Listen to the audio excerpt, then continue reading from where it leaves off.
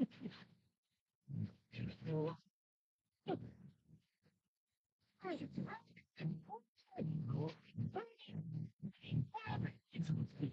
separates the men from the boys, and it's happening right now.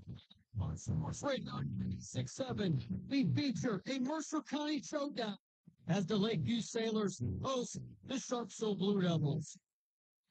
Our 2024-25 high school sports broadcasts are brought to you by Bill McCandless Ford in Mercer and Meadville. The Reinhardt's Agency. It's not the insurance they sell, it's the service that makes them better. Mancino's Driving School, where safe driving starts. Lock, stock, and barrel. Serving giant subs since 1973. Shell Restoration, the area's #1 roofing, siding, windows, and gutter installer. Warner's Homes and Improvements, making dreams come true since 1958.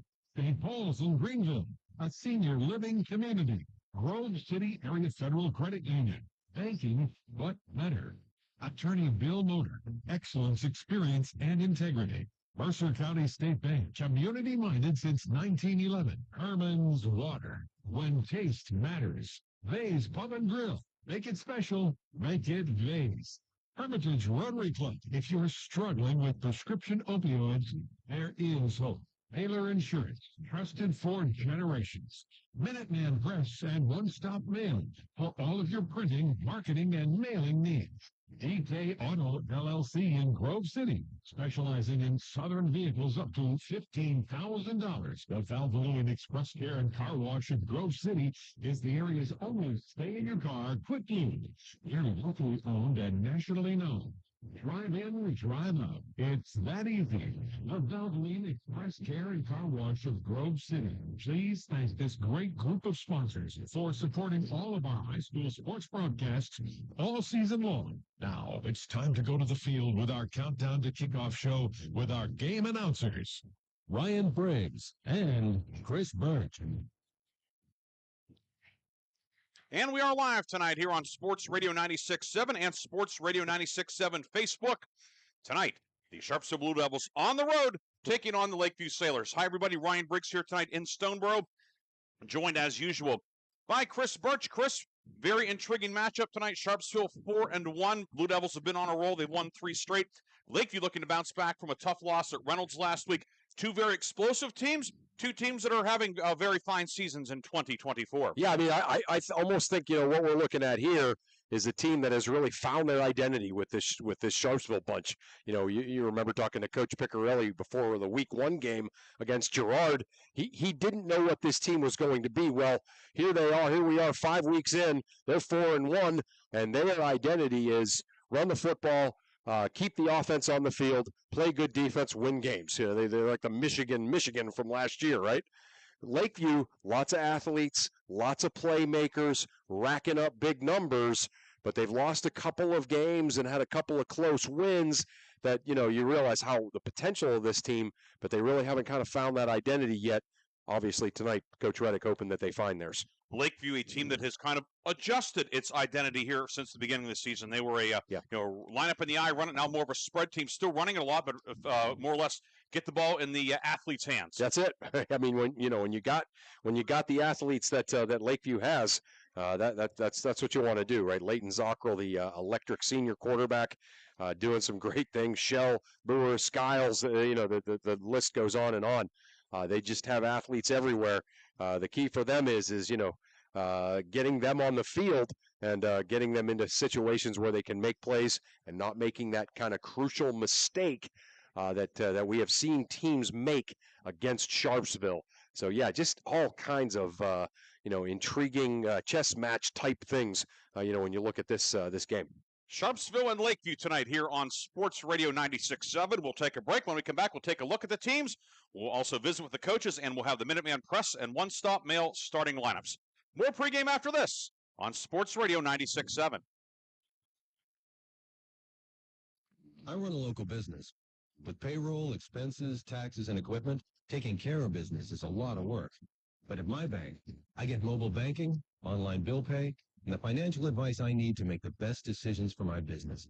My bank is a financial partner I can count on. Mercer County State Bank, member FDIC, Your community bank. Online at mcsbank.bank.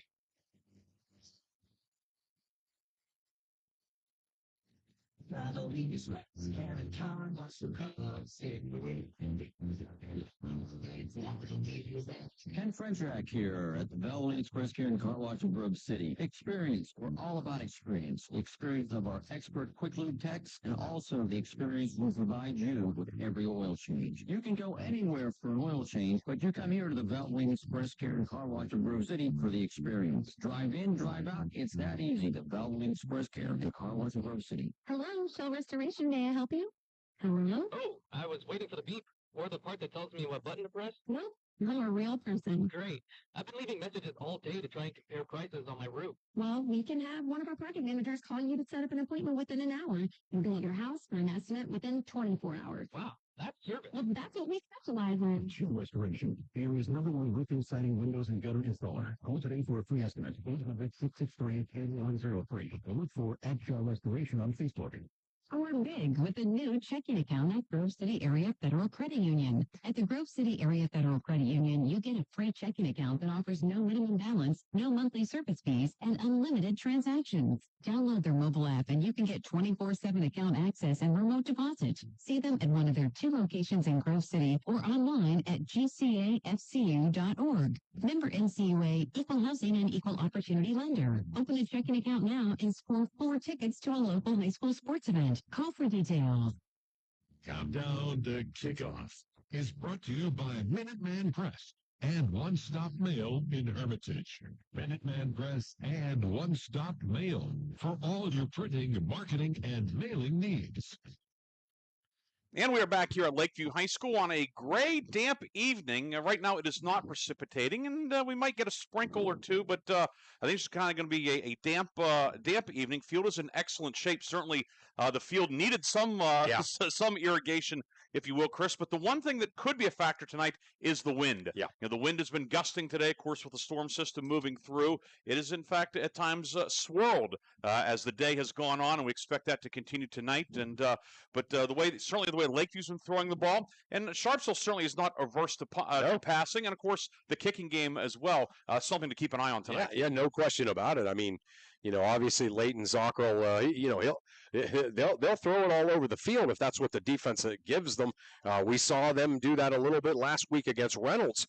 So the wind could play a factor there. And Aiden Cadman, he just keeps getting better and better. And last week Slippery Rock came out 10 in the box against them, and Cadman hit him a couple of bombs and loosened that Slippery Rock defense right up. So you think about that script for both of those teams. Wet football perhaps. The wind. I mean, you can see the guys that are down there with the sweatpants, the officials and the coaches. Their pants are whipping around on their legs. So there's definitely some wind that could play a factor in their passing games.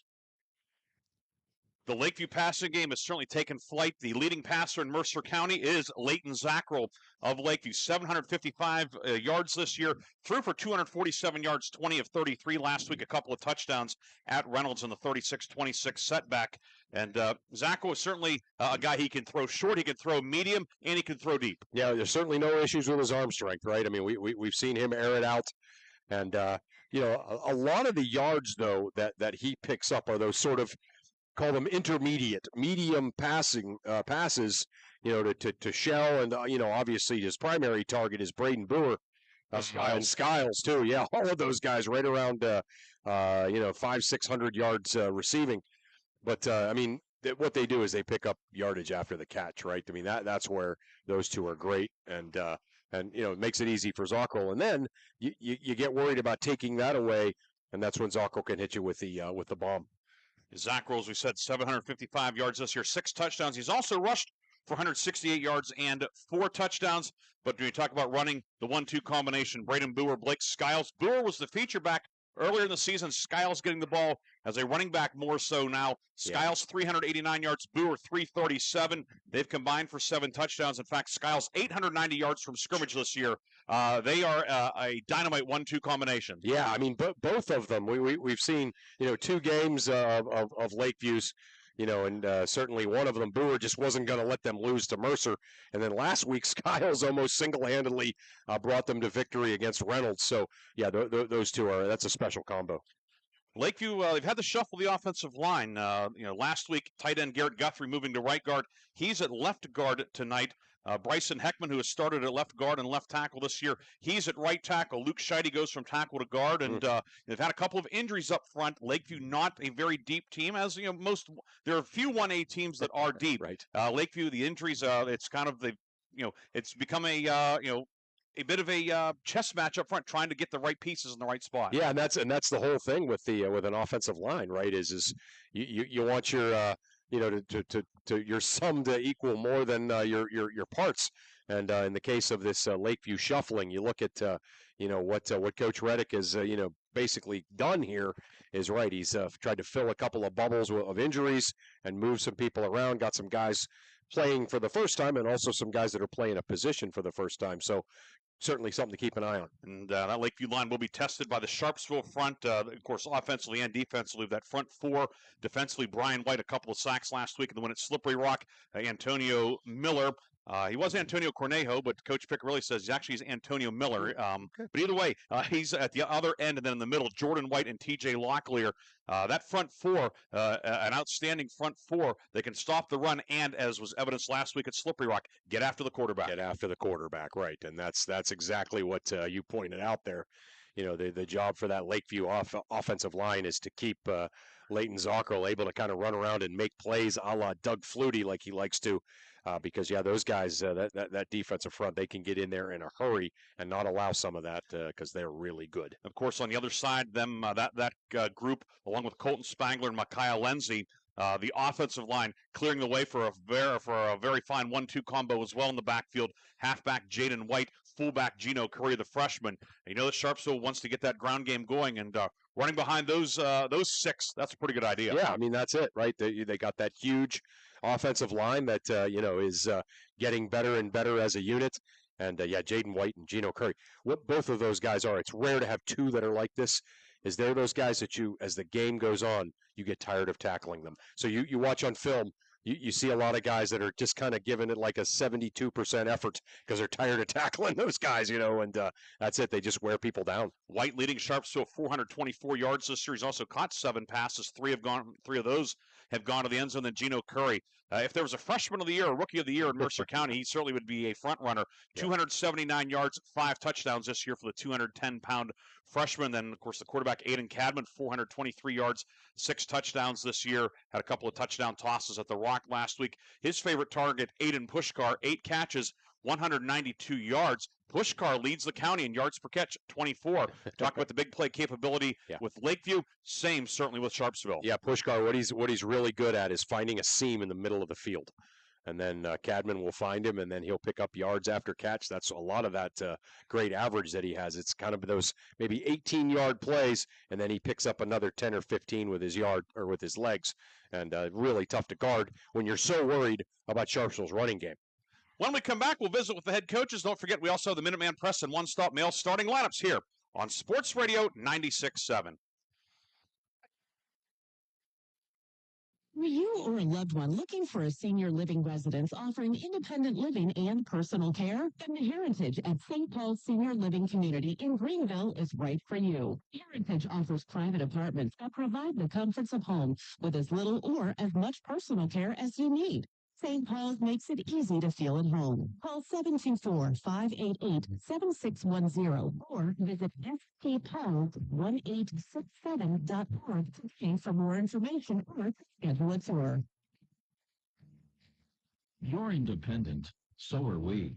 We're a locally owned independent bank. Because of that, we make our loan decisions right here at the bank. You don't have to wait for some out-of-town loan committee to get together.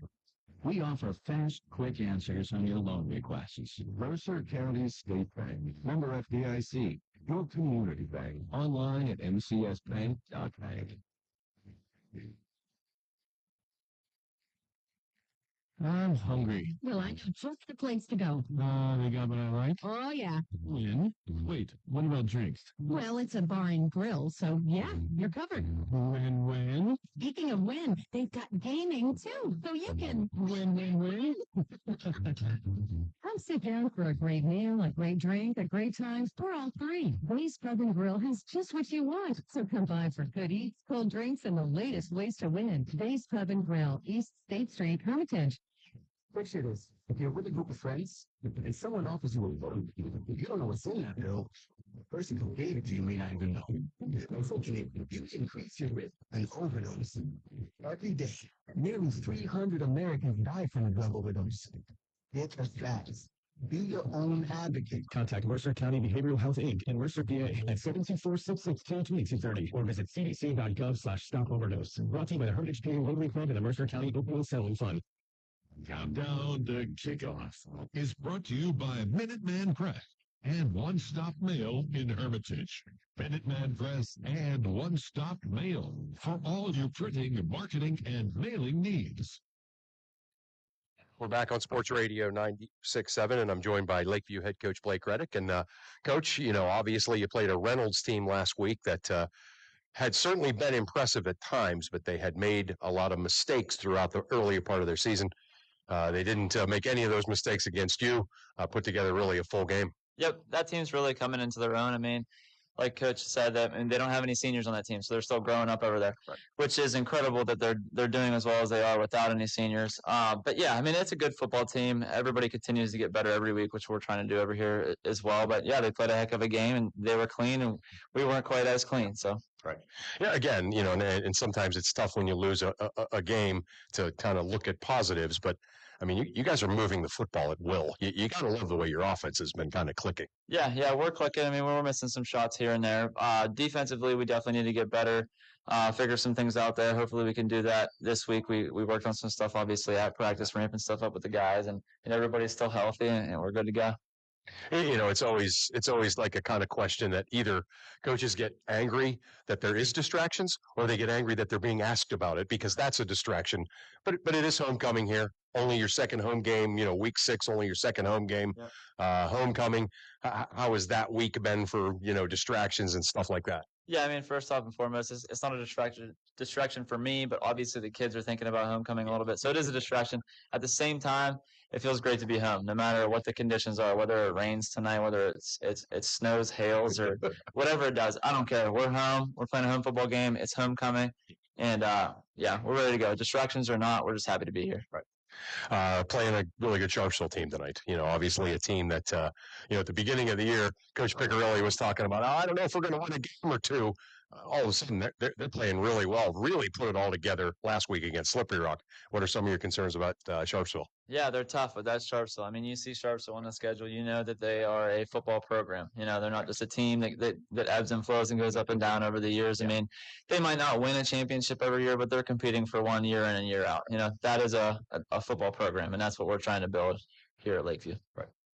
And that was our Chris Birch with Lakeview head coach Blake Reddick. Chris also had a chance to talk with veteran head coach of the Sharpsville Blue Devils, Paul Piccarelli.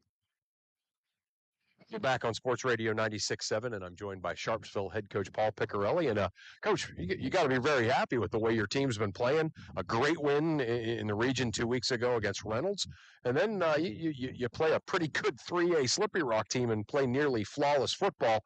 You guys kind of come into this game riding pretty high. Oh, yes. There's no complaints anywhere. I mean, we're running the ball, and that's what we wanted to do this year. We knew we were going to be a ground more oriented team than throwing, but we're very capable of throwing.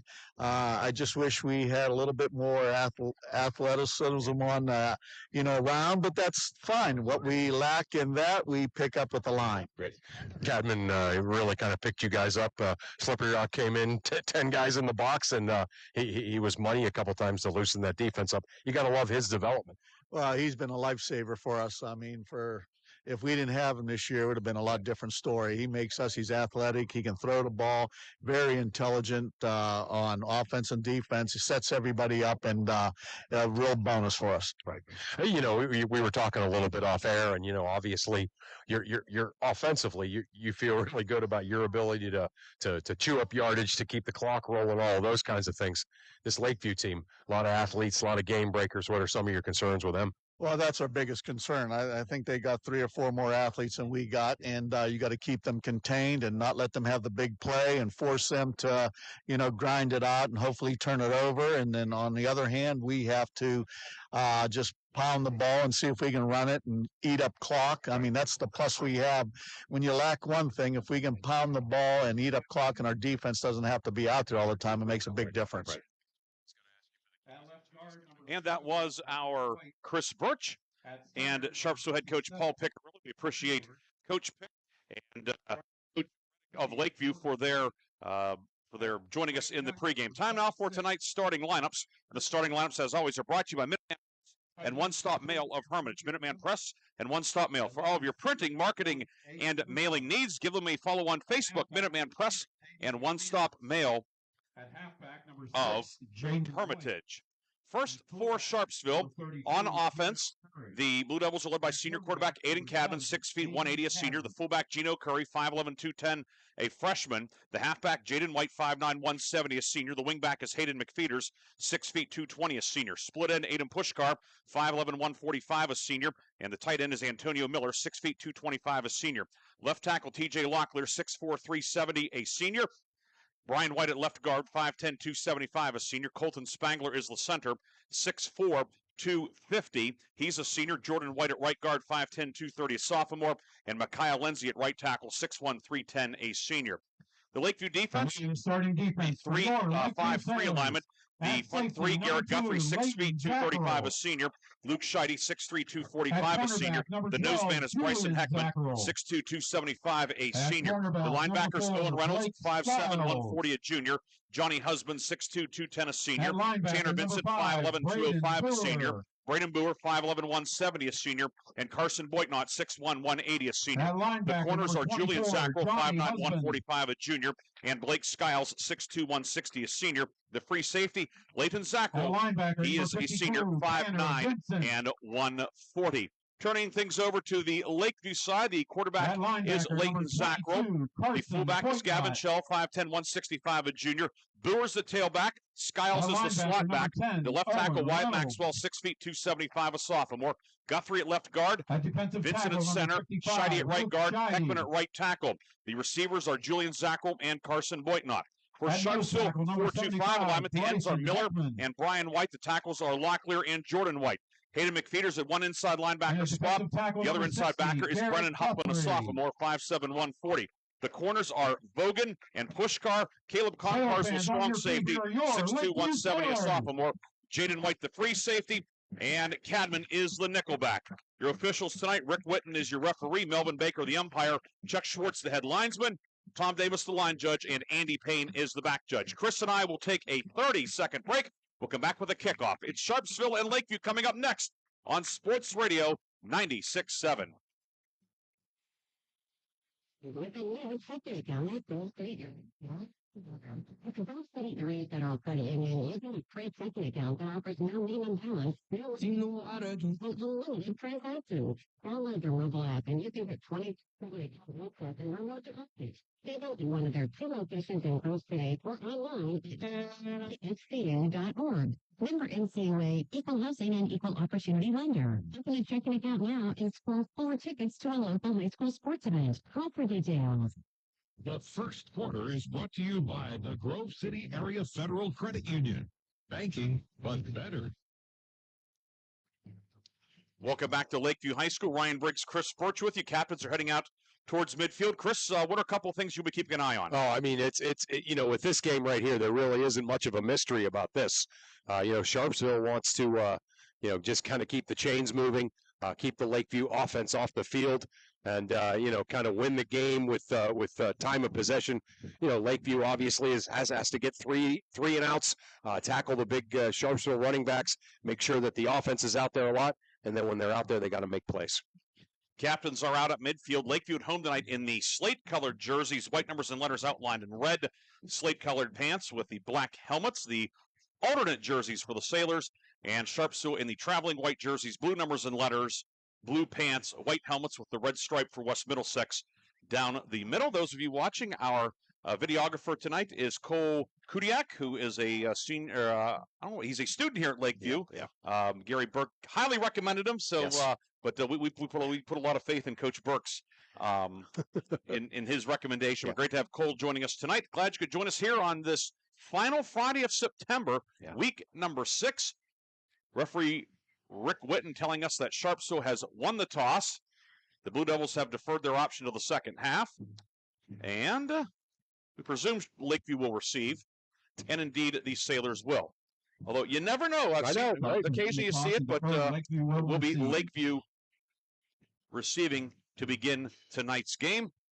Field in excellent shape. It is a grass field here. I know you were down on the field, Chris. Yeah, It is pristine. It really is, yeah. And again, we've come over here, both earlier in seasons, and it's been kind of a dust bowl, and then later in the year it can get a little muddy and kind of barren. But yeah, right now it looks like a Major League Baseball outfield, So yeah, they've done a great job, and the rain's helping out a little bit. But jackets, ski hats, long sleeve T-shirts, all those kind of things. For the first time, it's week 6. Those things are out in the stands for the first time tonight. It is a very humid night, though. Yeah, it is right. It's kind of a weird night, right? The wind is cold, but it's humid and 68.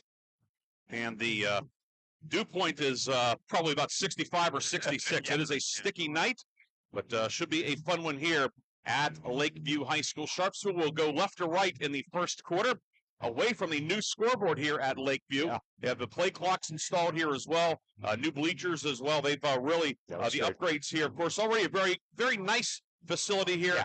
Yeah. They've really elevated a lot. This press box, fabulous. We do not have to be, we don't need any extra encouragement to come see our folks here at Lakeview. No, we love it here, obviously. Lots of good friends working in the sports administration here.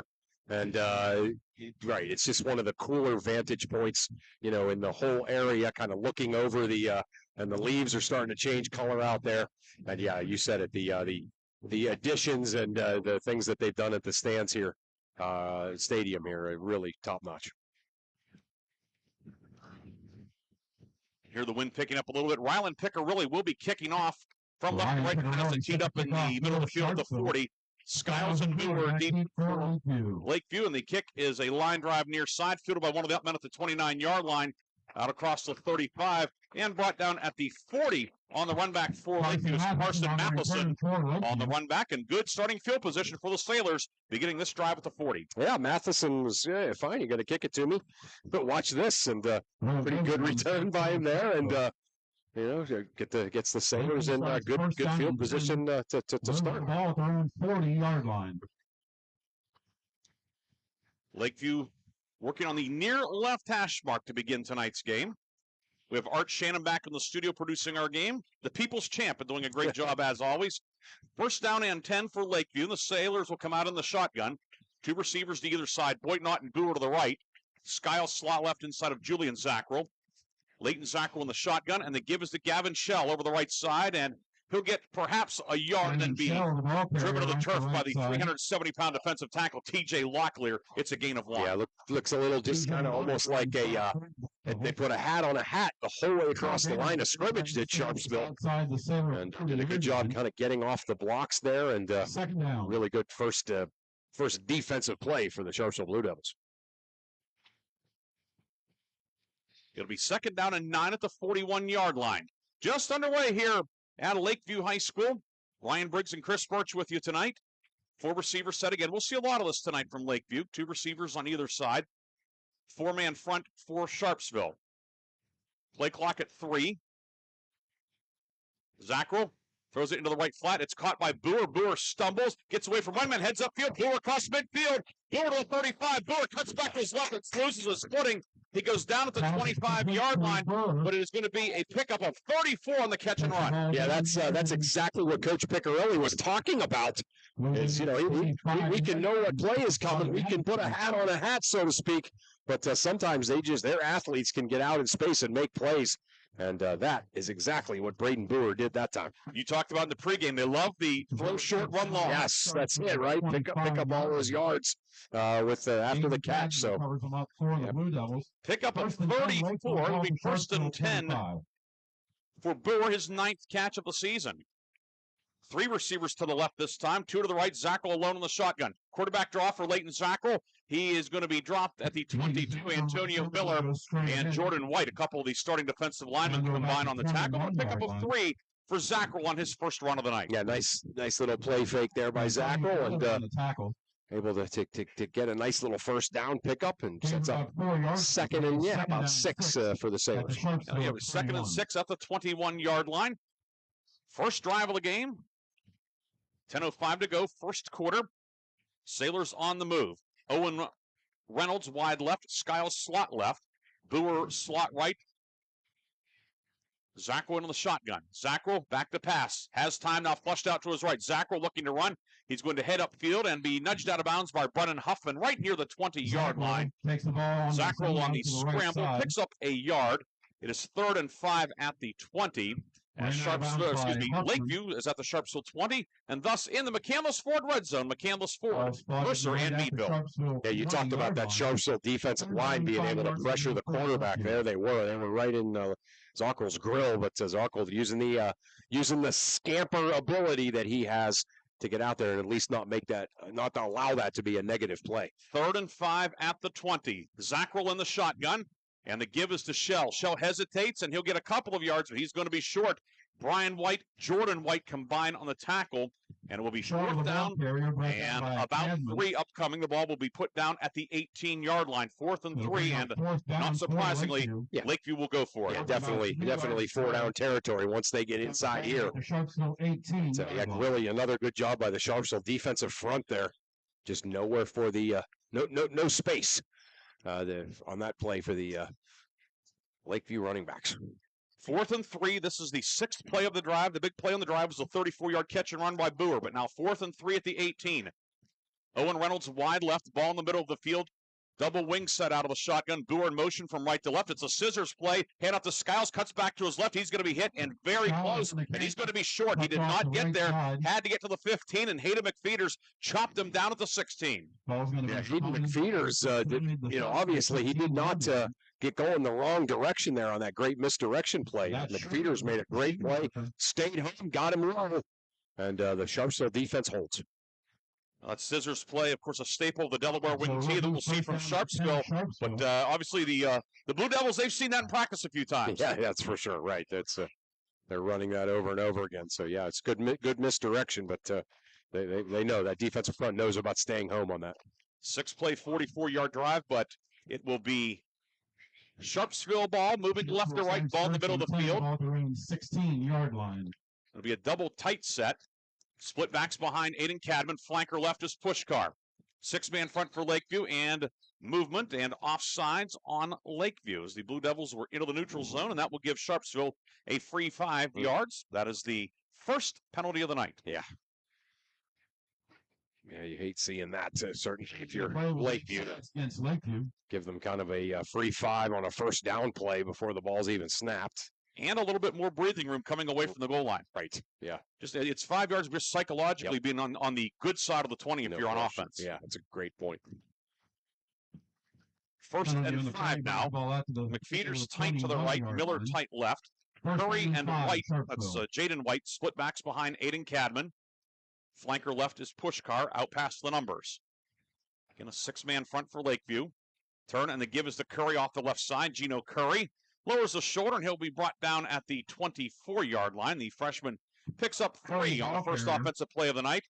And there is a Lakeview man down. Timeout on the field. And, of course, we talked about Lakeview being thin up front due to some injuries, and one of the players down, it may be, obviously it's one of the front 3. Cannot see the jersey number. It's been obscured, but it's going to be an injury timeout on the field. No score, 8:45 to go in the first quarter. We'll take a break. We will tell you about the injured player when we come back. Sharpsville and Lakeview scoreless on Sports Radio 96.7. With Hermitage Minuteman Press. From eye-catching designs to professional printing, Hermitage Minuteman Press are your local experts. Boost your brand with stunning business cards, brochures, banners, apparel, and more. The Hermitage Minuteman Press team ensures top-quality results with lightning-fast turnaround. Plus, their marketing solutions will take you to the next level. Elevate your image and stand out from the competition. Experience excellence in printing and marketing at Minuteman Press today. Minuteman Press, 3170 East State Street in Hermitage. Online at hermitage.minutemanpress.com or follow them on Facebook. Mention this ad and receive 10% off your first order. The first quarter is brought to you by the Grove City Area Federal Credit Union. Banking, but better. Back here at Lakeview as they continue to tend it to the injured Lakeview player. That's the starting nose tackle, Bryson Heckman, two-way starter on the offensive line. And, looked like maybe a case where he was kind of caught up in the wash as the running play moved forward. Right. Yeah, I thought maybe, right when the play ended and he didn't get up right away, I thought maybe it was a shoulder. But don't know. Don't even want to speculate. But, yeah, certainly a lot of concern down there. So don't forget, after the game, as always, we'll have the Reinhardt's Insurance Player of the Game and the Lock, Stock, and Barrel Play of the Game. That's coming up in our post-game later tonight. Once we sign off, Aaron Byro, Darren Steele, Art Shannon will have the Warner's Homes and Improvements fifth quarter scoreboard show until 11 o'clock tonight. That'll be coming up after we sign off.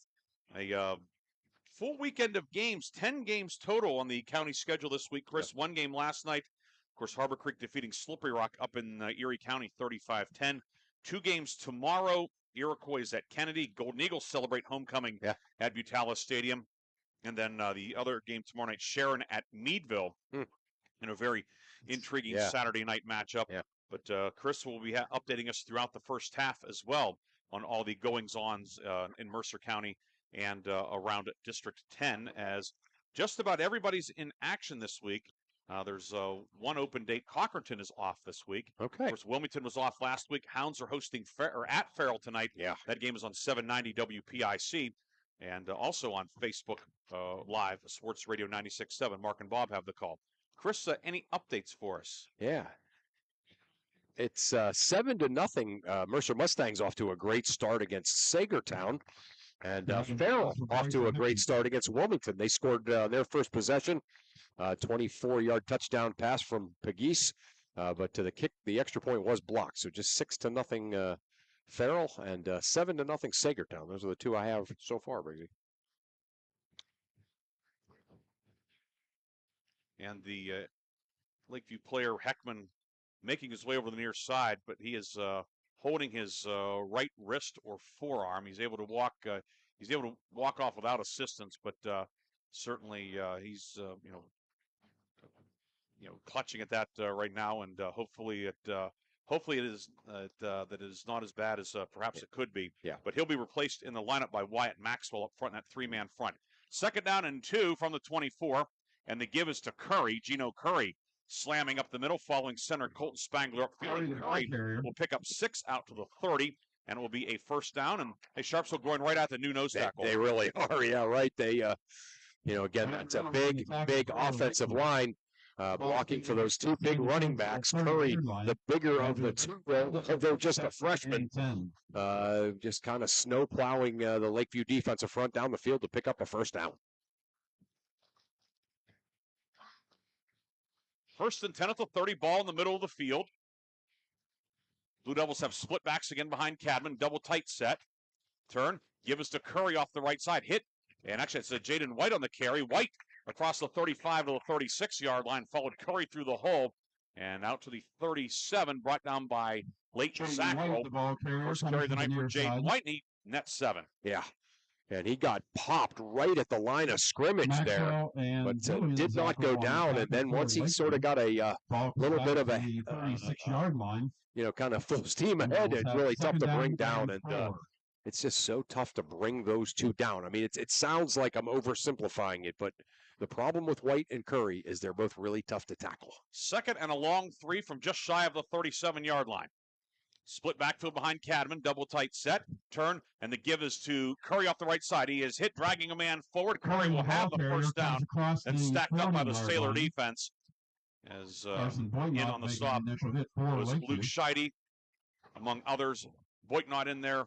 Leighton Zackrell, but Gino Curry That carry will on the go for a trap over the right Sharpsville side first gets down. across the 40 to the 41. That's Cross 5, out of that and the Blue second Devil first down of the night. 49-yard line. I just happened to see some highlights that just randomly came through my timeline on Twitter X about Ironhead Hayward, his career highlights, and at times that's exactly what Curry looks like. He looks like Craig Hayward plowing down the field. He looked like it right there.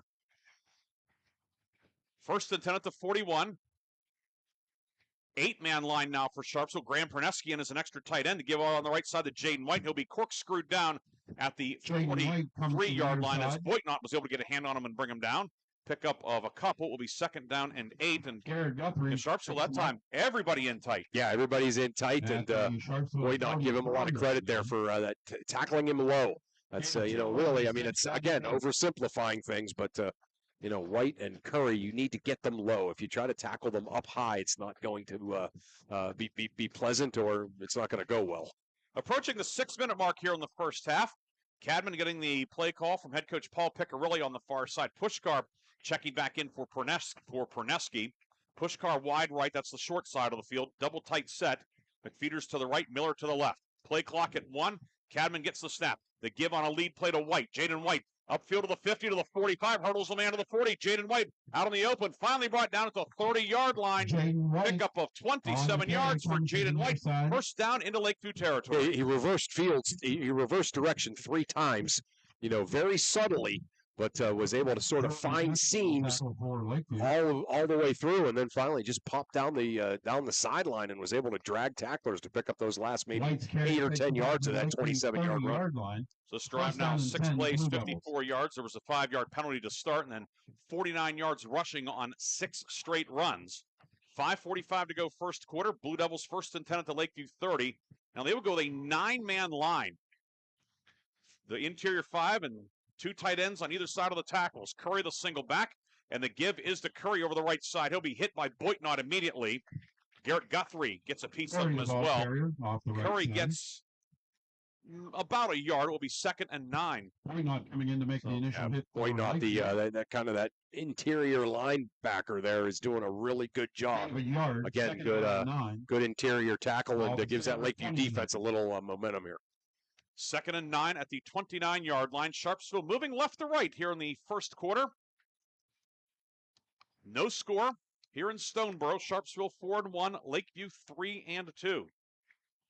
Pushkar wide right, unbalanced line. Actually, it's double tight set, excuse me. Pushkar's a flanker. Split backs behind Cadman. Give to Jaden White off the right side. White dragging a man forward to the 25, down to the 24-yard line. Tackle made by Scheide.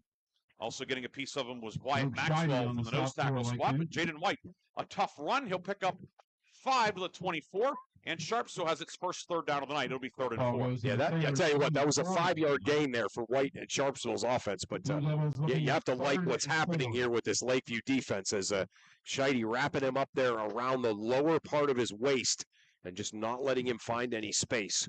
So a really good fundamental tackle there by Scheide. 3rd and 4 at the 24. Likely 2 downs to get the 4 yards. And the snap fumbled by Cadman. Looks like he may have jumped on it. But it's now going to be 4th and or no. Lakeview's going to come out of there with it. Well, let's see. No indication yet from referee Rick Witten. And his crew's getting together. I think it's going to stay Sharpsville ball. And the officials will confer. And the way the umpire pointed at the ground, I wonder if he's saying that the Sharpsville player had it long enough. Once he's on the ground, it's over. But yeah, I mean, Cadman definitely went right straight down onto the football. I think there was obviously some scrum after that. But, I mean, wouldn't you agree that if he has possession of it at any point, if he's down, he's down? Well, Lakeview guys are starting to get a little bit more excited. Yeah. Starting to point the other direction, but they don't have any say in it. And it's going to be 4th down. Okay. Recovery made by Sharpsville. Was recovered by Sharpsville. Yeah, I mean, the question is when Cadman went down, did he have full possession or did it squirt?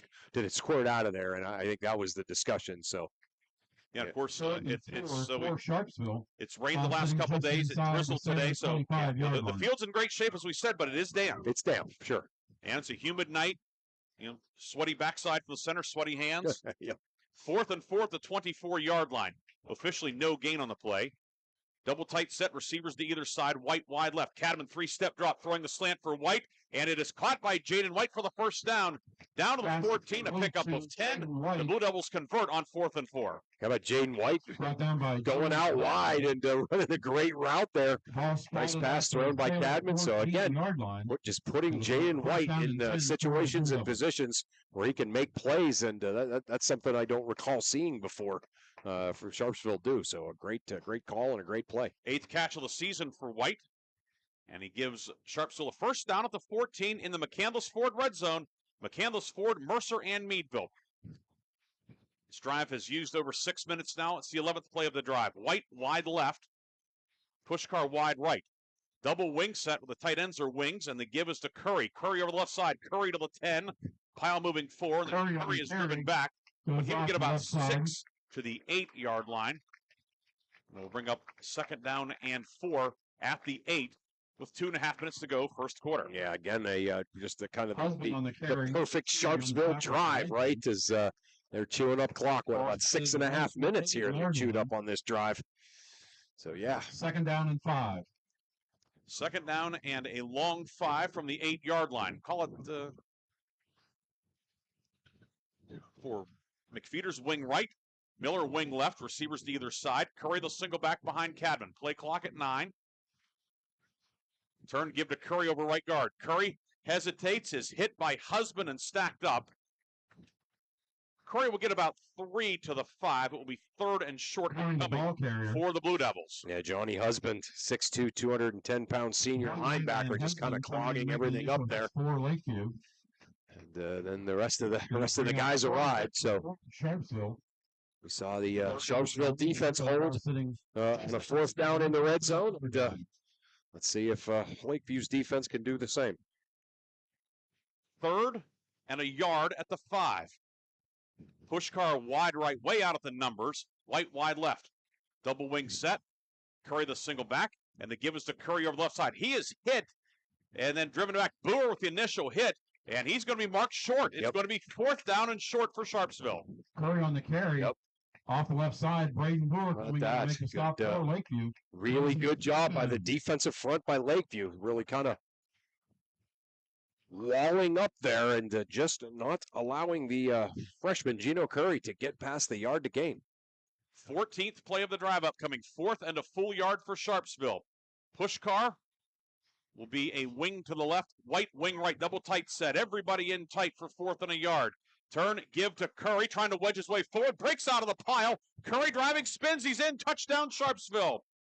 Gino Curry scores on a 5-yard touchdown run, capping a 14-play, 84-yard drive that uses over 8 minutes. Yeah, amazing. That's exactly what Sharpsville likes to do. They could script it out perfectly.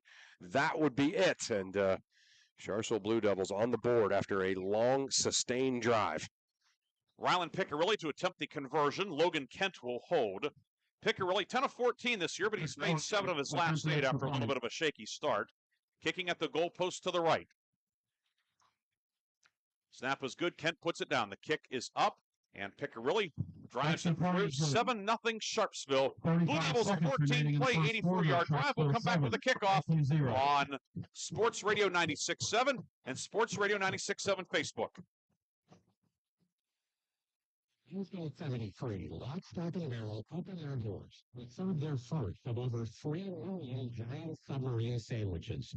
And they still serve 42 hot clubs and 15-inch buns. Lock, Stock, and Barrel also has burgers, specialty sandwiches, wraps, gyros, salads, wings, and even breakfast. Lock, Stock, and Barrel is also a full-service deli. Party rings, meat and cheese trays, and whole veggie trays are all available. Open Tuesday through Saturday, closed Sundays and Mondays. The first quarter is brought to you by the Grove City Area Federal Credit Union. Banking, but better. Be heard on X and on Facebook. Once again, Sports Radio. Back here at Lakeview High School, an impressive touchdown drive for the Sharpsville Blue Devils to take the lead, and classic Sharpsville there, Chris. Yeah, right. So that's again, this is how this team is built, right? As they just that time they got the football, they got that 5-yard penalty to start the drive, and then it just was White and Curry kind of snow plowing down the field. A couple of well-timed pass plays executed by their quarterback Aiden Cadman. And the Sharpsville Blue Devils, an 8+ minute drive here in this their first possession of the game for a touchdown.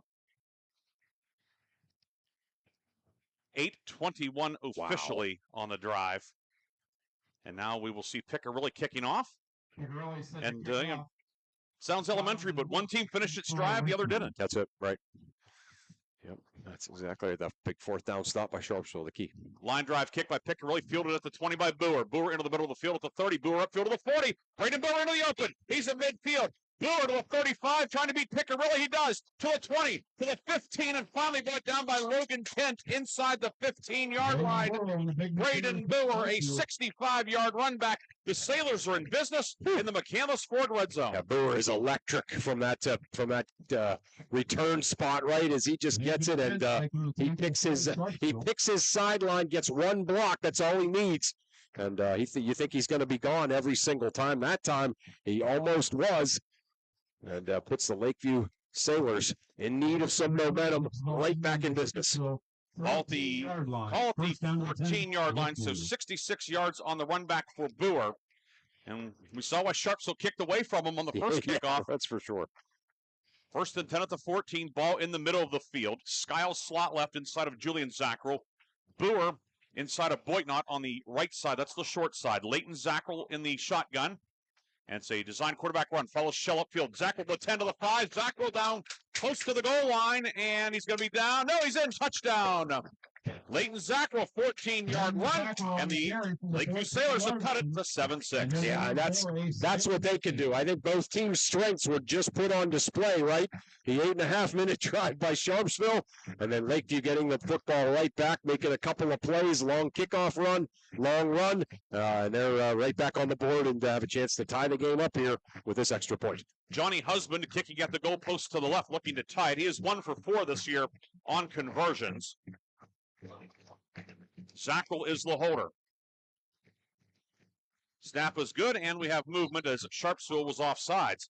And now Chris Birch. Yeah. Do you think about taking the penalty here and going for 2? Absolutely. I mean, you think about it. I don't know if I'm absolutely that you do it, but I absolutely think about it.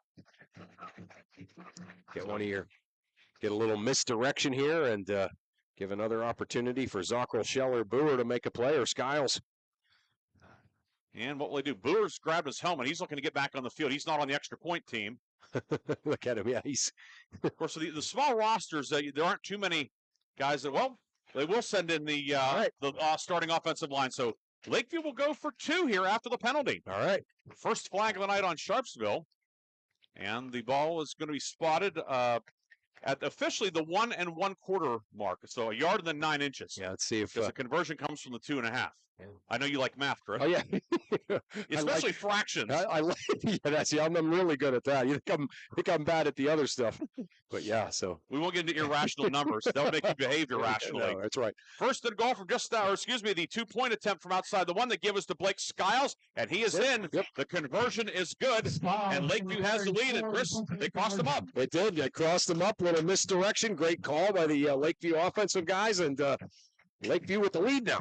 8-7, 14 seconds to go first quarter. We'll come back with a kickoff on Sports Radio 96.7 and Facebook 96.7.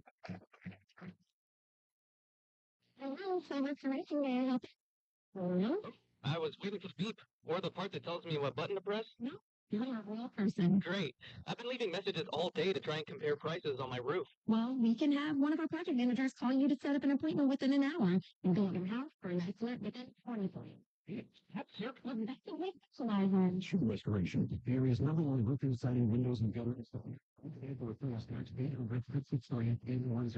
We'll look for Eggshell Restoration on Facebook. The first quarter is brought to you by the Grove City Area Federal Credit Union. Banking, but better. Lakeview with the lead, 8-7, 14 seconds to go first quarter. Ryan Briggs, Chris Birch with you. Fun first quarter, Chris. Yeah, it certainly was, and again, like I said, not trying to, kind of state the obvious, but what both teams like to do, was on full display there as we saw Sharpsville with the long drive, resulting in their touchdown, and then Lakeview, the big return, and then the quick turnaround, and quarterback Leighton Zockrell finding his way into the end zone, and then the penalty costing Sharpsville 2-point conversion, and so here with 14 seconds left here in the first quarter, Lakeview with the lead. Sharpsville about to get the football back. Zockrell's 5th touchdown run of the year. His 11 total touchdowns. Johnny Husband has it teed up at the 40, and it's a side spinner fielded by Michael McLaren at his own 34. McLaren looking to get upfield, and he's going to be brought down by Matheson at about the 38-yard line. So Carson Matheson, a couple of nice special teams plays tonight for Lakeview. Yeah, no doubt. Great return on the opening kickoff, and then the great play right there. So, yeah, Sharpsville, though, again, still pretty good field position. Blue Devils regain possession. Now trailing for the first time tonight, 8-7 here at Lakeview. Non-region game, but and of course the teams are in different classes, but obviously big for a lot of reasons. You're always playing to win. That's paramount. But also in terms of just you think about tiebreakers and power rank, in terms of we get into the playoffs and seeding and how common opponents, how things match up. A win tonight for whoever wins this, that's going to be a big feather in the cap. No question. Right. Certainly two of the better teams in their respective classifications. And, so the winner of this one will, kind of have that good non-region game. Give the Gino Curry out of a double wing set. He will get across the 40 to the 41. Tanner Vincent, the middle linebacker, brings him down along with Boyknott, Husband. That is the final play of an entertaining first quarter. Lakeview with the lead, 8-7. Chris and I will come back with quarter number 2 on your home for high school football all season long. Sports Radio 96.7 and Sports Radio 96.7 Facebook. Score big with a new checking account at Grove City Area Federal Credit Union. At the Grove City Area Federal Credit Union, you get a free checking account that offers no minimum balance, no monthly service fees, and unlimited transactions. Download their mobile app and you can get 24/7 account access and remote deposit. See them at one of their 2 locations in Grove City or online at gcafcu.org. Member NCUA, Equal Housing and Equal Opportunity Lender. Open a checking account now and score 4 tickets to a local high school sports event. Call for details. The second quarter is brought to you by Cash Dollar and Associates, where they have the client and only the client in mind. To help you join in on the homecoming theme fun. Start of the second quarter. It is 8-7. Lakeview with the lead, along with Chris Birch, Ryan Briggs here. We'll have some updates on games coming up here after this 2nd and 7 as the teams change ends. Sharpsville going right to left, white jerseys, blue numbers and letters, blue pants, white helmets with a red stripe. Lakeview in the slate-colored jerseys, slate-colored pants, white numbers and letters outlined in red, black helmets tonight for Lakeview. Ball in the middle of the field, 2nd down and 7 at the 41 for Sharpsville. Gino Curry single back, double tight set, receivers to either side. Cadman, 5-step drop, looking, pumps, and that's going to be hit, and he is going to be sacked back at the 37-yard line. Finished off by Scheide, but it was Tanner Vincent with the initial hit. It will be a loss, and Sharpsville's going to face 3rd down and about a dozen. Yeah, you could see Cadman was doing the old Ben Roethlisberger pump fake, and did not see Tanner Vincent coming, and Vincent just swallowed him up. Big-time play for the Lakeview defense. So 3rd down and 12 back at the 36-yard line. Sharpsville 0 for 2 on 3rd down tonight, but 2 for 2 on 4th down. The touchdown came on a 4th down. Cadman alone in the shotgun. Curry wide left. It's a double tight set. 2 flankers to the right, Pushkar and White. Low snap. Cadman picks it up. He's going to run. Cadman upfield to the 40, and he'll get back out to the 41-yard line. Brought down by Boyknott, among others. But Cadman able to get some yardage, but it's going to be 4th down, and the punt team will come out. Yeah, I thought Cadman maybe made a mistake by trying to pick that up, as some Lakeview guys had kind of a low angle there, but somehow Cadman able to get his mitts on it and get it back to at least the line of scrimmage. And a couple more, but it is 4th down at the 40, and Cadman will punt. Cadman in the punt. Leighton Zockrell deep for Sailors. Back deep for Lakeview. 10:36 to go, clock rolling, second quarter. Snap, waist high. Cadman's kick is away. Sends this one into the night. A knuckleball hits the 25. It rolls to the 20. It will roll to the 15. And it runs out of steam at the 13 of Lakeview. A 47-yard punt, a net of 47. And now Lakeview will be pinned deep in its own end. 10:24 to go in the half, leading 8-7. Chris, you have some updates. I do, yeah. 4 Mercer County scores for us. The game over on 790. Farrell is up 14-0 on Wilmington, so a good start for the Steelers. Mercer and Sagertown are tied 7-7.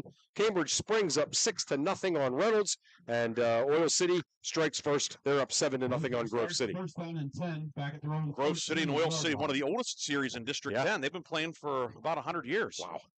Haven't played in a while, but reuniting up at the oil field. Here we are at Lakeview. And Lakeview leading Sharpsville 8-7. This series not quite as old. It dates back 30 years. First and 10 at the 13. Leighton Zackrell in the shotgun. Back to pass. Has time now under pressure. Rolling right. Zackrell looking, directing traffic. Zackrell sets his feet, hesitates, stumbles, splits a couple of defenders, and then he's going to be sacked back at the 10-yard line. It'll be a loss of 3 on the play. As Indu make the tackle, and for the sack, it's Brennan Huffman, the sophomore linebacker. Yeah, Huffman just would not let him get away. He kept thinking that he got away from him and was going to try to set his feet there and try to find somebody down the field like he's so good at. But just good coverage back there by the Sharpsville defensive backs. And 13. So second and 13 back at the 10-yard line, the first sack of the night for the Sharpsville defense. Sharpsville was in Slippery Rock's backfield all night last week. Yeah, they're just getting more confident, this Sharpsville defense. Second and 13 at the 10. Zackrell in the shotgun. And the give is to Gavin Shell. Shell is going to be brought down, lost his balance, might have tripped over a lineman's foot. Brian White was in the neighborhood, but either way, it's another loss on the play, loss of a yard. Back to the 9. It'll be third down and 14 now for Lakeview, back at the 9-yard line. Yeah. And again, I don't want to make too much about this, but you think about some of the weaknesses that we saw in Sharpsville's defense those first couple of weeks, but they're just getting a little bit better on making some of those bread and butter tackles like that. So big play here, though. Obviously, 3rd and 14. If they can hold this to almost no gain, they're going to get to the ball back with great field position.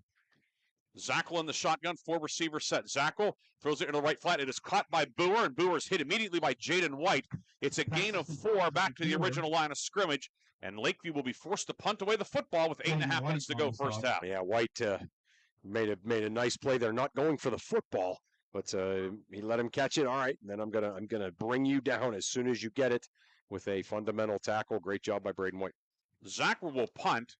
He is just, he's going to be standing at his own 2. Jaden White on the Lakeview side of midfield awaiting the kick. Of course, White, a very dangerous return man. It's never a fun sight. An 85-yard kick return for a touchdown last year against Titusville. Wind picking up as well. Snap is high. Zackrell flags it down. Light rush kick away. Line drive. White lets it bounce. Now Fields on the hop of the 45. Gives ground. And it's going to be brought down by Boer along with Garrett Guthrie downfield back at the 49. A loss on the run back as well. White, certainly a risky move to field that high hopper. And then will instead be a loss of 5 on the run back also. Still good field position, but I'm sure the Devils thought they'd be much deeper into Lakeview territory. You always hear coaches, right, when the ball is punted, they yell to their punt returner, get away from it. And that was kind of a good example. Why? Because he kind of just drifted over, and then when it bounced like it did, just instinctually he reached up and grabbed it. But that was, like you said, a really risky play. He's fortunate he's a great athlete. That's why he made that play. Sharpsville now beginning its 3rd drive of the night. Ball at midfield on the near left hash mark. Curry the single back, double tight set. Wing to the right also is Jaden White. And back to pass Cadman. Cadman looking into the right flat, and it's caught by White. White to the 45. White runs over a man. He'll be dumped near the first down marker. Leighton Zackrell and Owen Reynolds in on the stop. White is going to be close to the first down. And did he get it? He's going to be, just looks like maybe a whisker short. It will be 2nd down and a yard from just outside the 40. Styles I like on the that. tackle I for like that Lakeview. action there when they roll Cadman Ball spotted out just outside the and Sailor 40-yard find line. White out of the backfield. Second down, less And than a yard to that go. play, for just a Sharpsville. nice little easy to execute play, and White picking up a couple of yards with his legs. First time we've seen that formation with a flanker and a wing. Yeah. They go back to it, just flip it to the other side. Now the wide side, that's the left side. Curry the single back, 2nd and 1. The give is to Curry over the right guard, and Curry's going to have the first down and keeps the legs Curry turning. goes It'll give off him the right side progress for to the Sharpsville. 38. Takes the ball inside the 40, looks like to about the 39. Vincent in on the tackle. But Gino Curry will bull forward Brought down for by about Melvin. 3 and pick up the first down. That is the Already 6th spotted first down of the that night for with 39 Sharpsville. of Yeah. Lakeview, first down and 10. Yeah, for awfully Sharpsville. tough in any third or fourth and short against this team, with White, Curry, and this big offensive line stopping that from happening. 1st and 10 at the 38-yard line. 7 minutes to go first half. Split backs behind Cadman along with the wing. That's McFeeters. Cadman will give it to White on a buck sweep over the left side. White getting outside. White to the 30, spins, and Skiles will bring him down. At about the 29, maybe the 28. Looks like White will have the first down. However, he'll pick up 10 on that first down run. Yeah, it was a really good tackle by Skiles out at kind of on an island, but not before White was able to pick up 10 yards. 1st and 10 at the 28-yard line. Jaden White now 5 carries, 51 yards. Also a couple of catches for 19 yards. So he has 70 of the 103 yards tonight for Sharpsville. Yeah, Sharpsville coaching staff doing a kind of a great job putting him in positions to succeed based on what the Lakeview defense is doing. 1st and 10. Curry single back, double tight set. White wide left on the short side of the field. Pushkar wide right. Cadman turn, give to Curry. Curry with running room over the right side. Curry to the 20.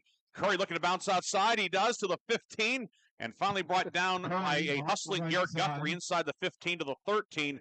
Gino Curry rumbles downfield for 15 yards. He takes the Blue Devils back into the McCandless Ford red zone. Yeah, Jordan White was rumbling down the field too. Curry just kind of with his hand in his back, sort of almost directing him as to who to block. First down and 10. Yeah, that was what's that, about 500 pounds coming at you between the two of them. And it's going to be 1st and 10 at the 13. Timeout Lakeview. First timeout taken by either team tonight. 5:55 to go in the half. We'll step aside also. Lakeview leading 8-7, but Sharpsville's on the move. We'll come back with more second quarter action after this on Sports Radio 96.7. Stay refreshed and hydrated with Herman's Water, your go-to bottled water choice from the Valley since 1908. Herman's premium spring water is sourced from nature's purest springs, delivering a crisp taste that quenches your thirst.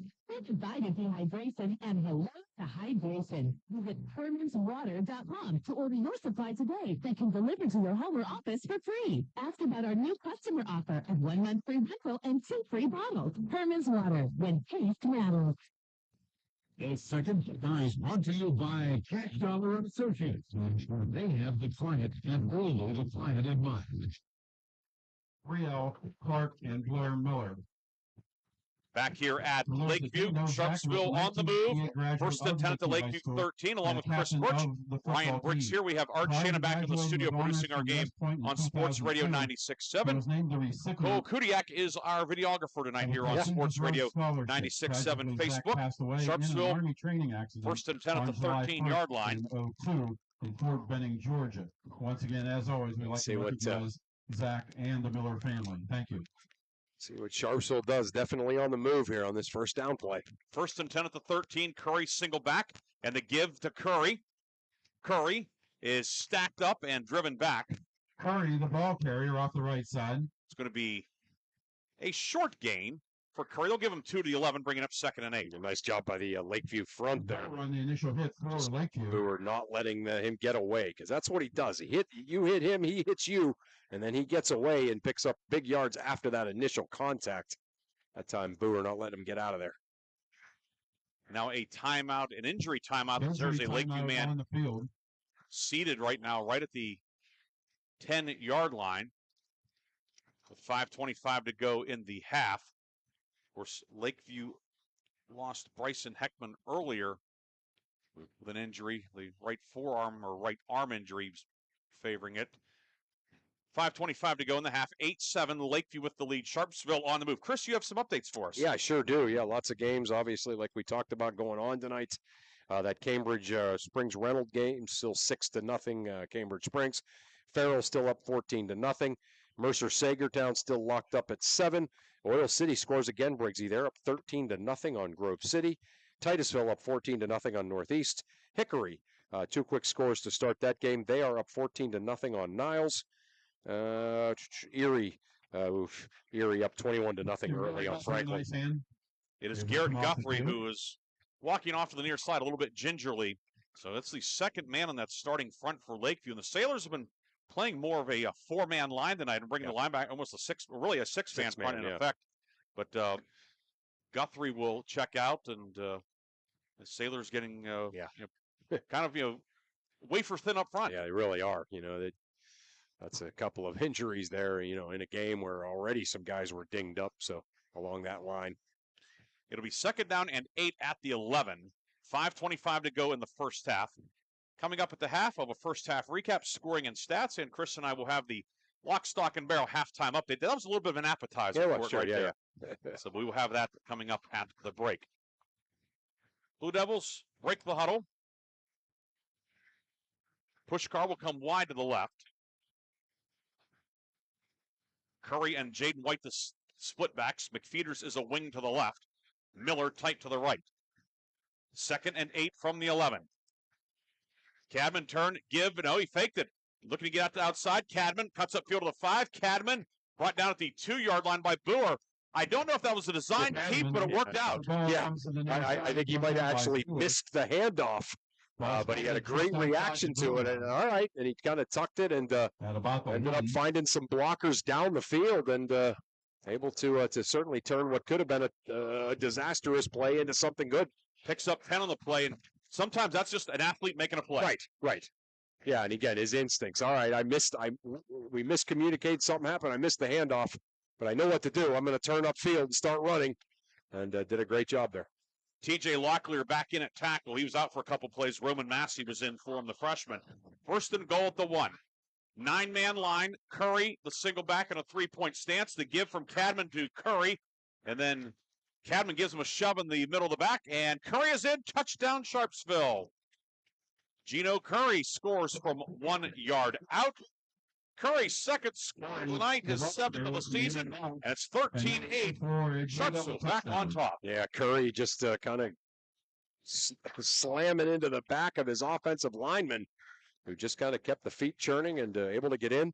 And only a 3.5-minute drive there for Sharpsville. What's going on? Yeah, that was a quick one. That was a quick one for them, right? The first one was 8:21. That one 3:32. 7 plays, 50 yards, and now Sharpsville will kick. Logan Kent, the holder out there, and Piccarilli, who made his first extra point of the night, will kick this one towards the goalpost to the left. Snap a little high. Kent puts it on the tee. The kick is up. It is a high arching kick, and it is good. 13-8. Sharpsville back on top. 4 minutes, 21 seconds to go in the half. Chris and I will come back with more from Stoneboro on Sports Radio 96.7. We'll be crowning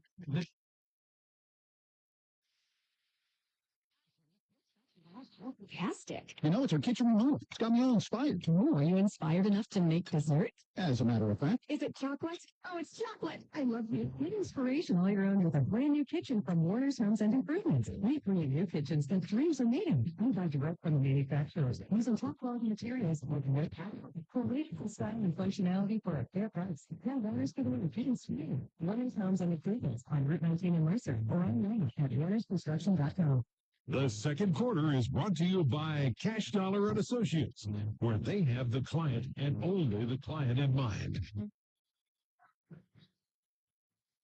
14-8. Sharpsville back on top. 4:21 to go in the half. Ryan Briggs, Chris Birch with you. Gino Curry, his second touchdown of the touchdown of the night, and now Lakeview looks to answer again. Yeah, Lakeview again. We've seen them do it. Certainly, they kind of get the football back and know exactly what to do with it. So.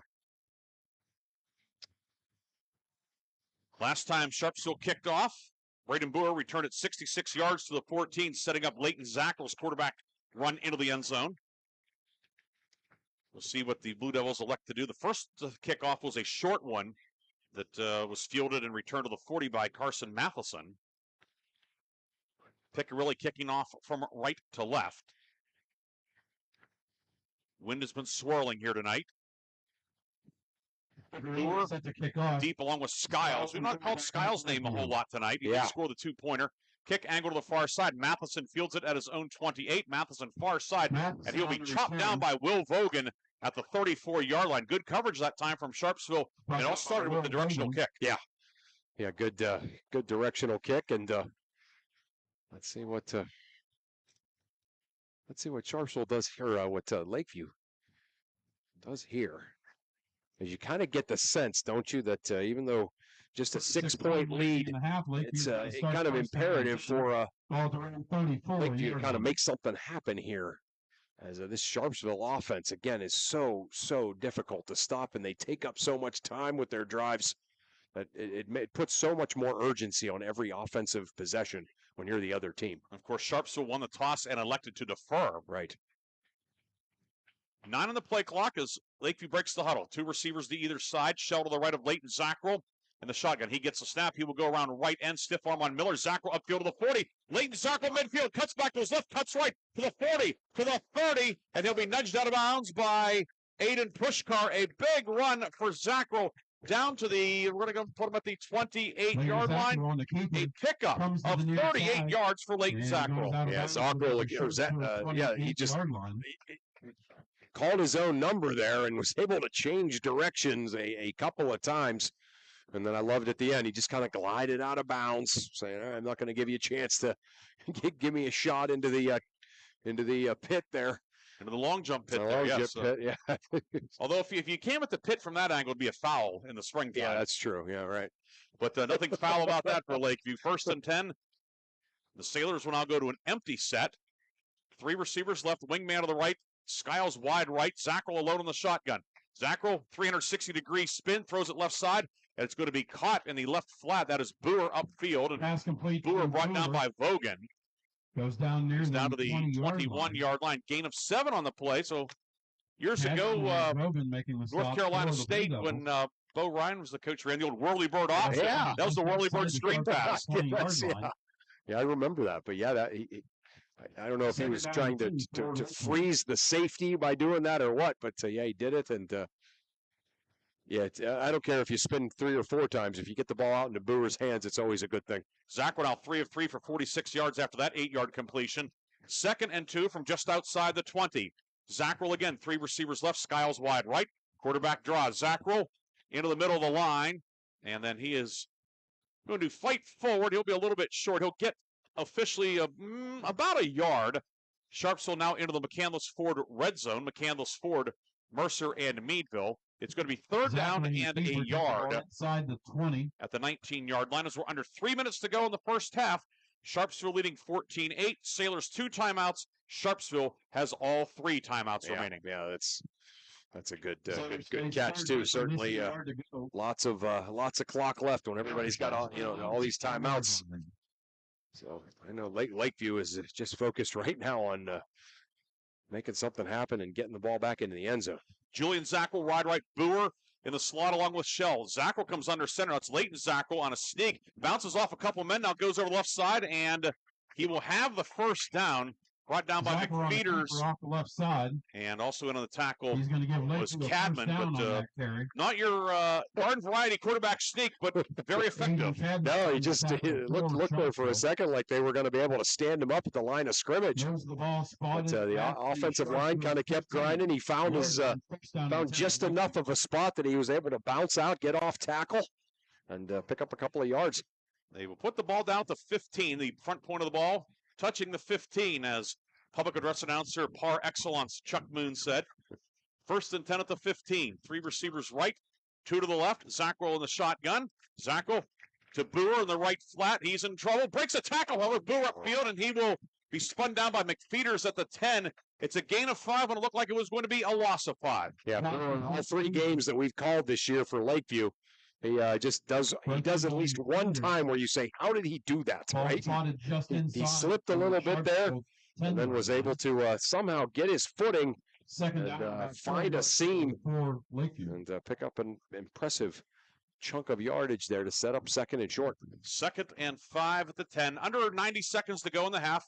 Lakeview in no hurry. Sailors have 2 timeouts left. 2nd and 5 at the 10. Julian Zackrell, Boer, and Shell go to the left. Skiles now in the shotgun alone for the first time tonight. Play clock at 7. Skiles gets the snap, trying to get around the left end. Bouncing outside. He's going to cut upfield. Has the first down, but a flag thrown by the headlinesman on the far side. And it looks like a hold out on the perimeter. Yeah. Yeah, you basically had a Lakeview receiver matched up on a Sharpsville defensive back, and Skiles trying to find a seam there. And that's one of those deals where if there is a hold, it's right out there in front of everyone and almost impossible to miss.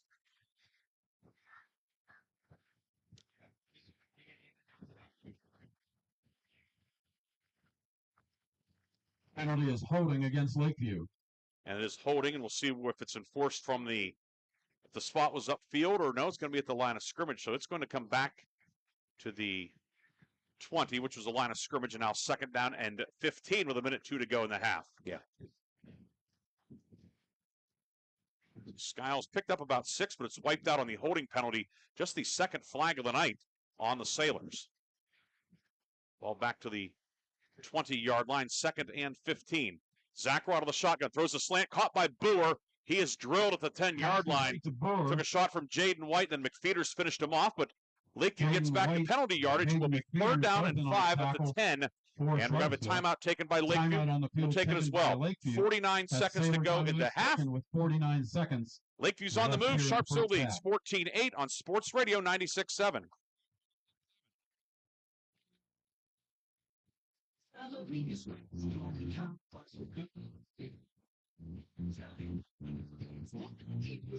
Ken Frenchak here at the Velvet Express here in Car Wash in Grove City. Experience. We're all about experience. The experience of our expert quick lube techs and also the experience we provide you with every oil change. You can go anywhere for an oil change, but you come here to the Velvet Express here in Car Wash in Grove City for the experience. Drive in, drive out. It's that easy. The Velvet Express here in Car Wash in Grove City. The second quarter is brought to you by Cash Dollar and Associates, where they have the client and only the client in mind. 3rd down and 5 upcoming for the Lakeview Sailors. The ball's at the Sharpsville 10-yard line, along with Chris Birch, Ryan Briggs here tonight. Art Shannon back in the studio producing our game on Sports Radio 96.7. And Cole Kudiak doing the video work here on our Facebook page. So glad you could join us, whether you're listening or watching. We're both at home, in the car, driving around, maybe some friends tonight on this. Technically, it's the first Friday of fall. How about that? Yeah. Yeah, and I mean, it's certainly not cold yet, but a little different than it has been the first 5 weeks where we were under, like, heat alerts and things.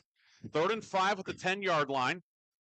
Boitnott wide right. Skiles wing left. He comes in motion. Fake the handoff on a jet sweep. Zackrell keeps it. Zackrell up the middle. Leighton Zackrell on the quarterback run. He'll have the first down. He's going to be brought down at the 4-yard line. First down. So the Sailors have 4 shots from 4 yards out, but 43 seconds to go in the half. Sailors do have 1 timeout remaining. Yeah, I love the play call there. Some really good misdirection, good play fake by Zackrell. First down, goal to go to Lakeview. Yeah, kicks up the first down, so 4 cracks to get it in from close. Clock moving, 30 seconds to go in the half. Zackrell in the shotgun, Shell to his right. Snap to Zackrell over the right side, follows Shell upfield. Zackrell gets close to the goal line, and he is going to be in. Touchdown. Able to break the plane with 22 seconds to go in the half. And we are tied at 14. Leighton Zackrell scores his 2nd rushing touchdown of the night. Yeah, that's Lakeview doing what they do, right? Just a couple of big plays, just kind of getting their athletes out into space, and Leighton Zackrell taking care of it in the red zone. And now Johnny Husband on to attempt the extra point. After the first touchdown, Lakeview was going to go for 1. Sharpsville jumped off sides. Sailors elected to go for 2 then. Yeah. And got the 2-pointer. We'll go for 1 here, looking to break the tie. Lakeview getting the proper 11 men out there. Still time on the play clock. It's 10 seconds. Leighton Zackrell to hold. Snap is good. Hold down. Kick is up. Johnny Husband puts it up and through. And Lakeview's back on top, 15-14 with 22 seconds to go in the half. An 8-play, 66-yard drive that used 3:54. Lakeview back on top. We'll come back with a first half finish on Sports Radio 96.7. May I help you? Hello? Oh, I was waiting for the beep or the part that tells me what button to press. Nope. I'm a real person. Great. I've been leaving messages all day to try and compare prices on my roof. Well, you can have one of our project managers call you to set up an appointment within an hour and be at your house for an estimate within 24 hours. Wow, that's service. Well, that's what we specialize in. Machine Restoration, the area's #1 roofing, siding, windows, and gutter installer. Call today for a free estimate. 800-663-8103. And look for Eggshell Restoration on Facebook. The second quarter is brought to you by Cash Dollar and Associates, where they have the client and only the client in mind.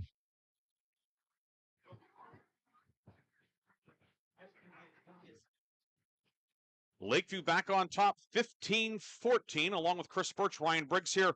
Impressive drive and a good mix, pass and run by the Sailors. Yeah, no doubt. And, certainly that's when they're at their best, right? Seeing, a couple of running plays by quarterback Zackrell, and then get the ball out into space to Boers and Skiles, let them pick up yards after the catch, and that was a kind of a prototypical Lakeview touchdown drive for this season. Husband's kick, it's a short one and fielded on a knee by Vogan at the 29-yard line. No time comes off the clock, so Sharpsville will have it. 3 timeouts for the Blue Devils, but just 22 seconds left. However, they do have certainly an accomplished kicker in Piccarelli. Yeah. They could somehow, again, it's if they can hit a big one here, maybe get it down to the 20. They might take a shot here before halftime. Sure. First down and 10 at the Sure. line, Again, 29. it's not exactly an offense that's built for 22 that. seconds left. But yeah, I mean, certainly they've shown the ability to do that. Of course, anytime you have a guy like Jaden White get the ball in his hands, he can turn a short pass into a long pass. Yeah, that's for sure. He will deploy wide left, push car wide right, Curry the single back, double tight set as well as Aiden Cadman comes under center. 1st and 10 at the 29-yard line. Cadman 7-step drop under pressure, sacked by Vincent. Tanner Vincent's second sack of the night. Coming in to sack And that Cadman on the play. They close out the first half. Yeah. Yeah, Vincent a couple of times there was just completely unblocked, swallowing up Sharpsville quarterback Aiden Cadman. And that will be the final play of the first half. Lakeview 15, Sharpsville 14. Chris and I will come back with a first half recap after this on Sports Radio 96.7. Sharpsville 14. Are you or a loved one looking for a senior living residence offering independent living and personal care? Then the Heritage at St. Paul's Senior Living Community in Greenville is right for you. Heritage offers private apartments that provide the comforts of home with as little or as much personal care as you need. St. Paul's makes it Call 724-588-7610 or visit stpauls1867.org today for more information or to schedule a tour. Score big with a new checking account at Grove City Area Federal Credit Union. At the Grove City Area Federal Credit Union, you get a free checking account that offers no minimum balance, no monthly service fees, and unlimited transactions. Download their mobile app and you can get 24/7 account access and remote deposit. See them at one of their 2 locations in Grove City or online at gcafcu.org. Member NCUA, Equal Housing and Equal Opportunity Lender. Open a checking account now and score 4 tickets to a local high school sports event. Call for details.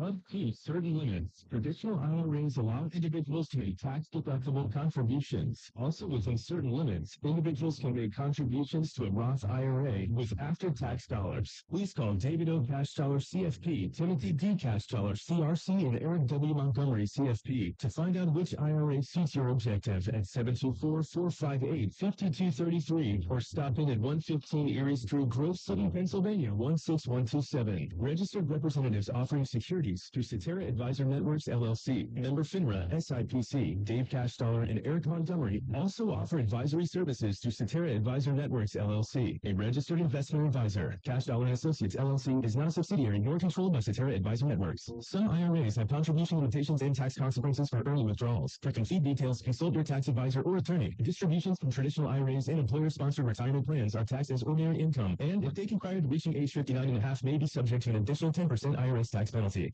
My card is more than taken from here to there, and I expect my insurance to do more too. That's why I chose my agent and Erie Insurance.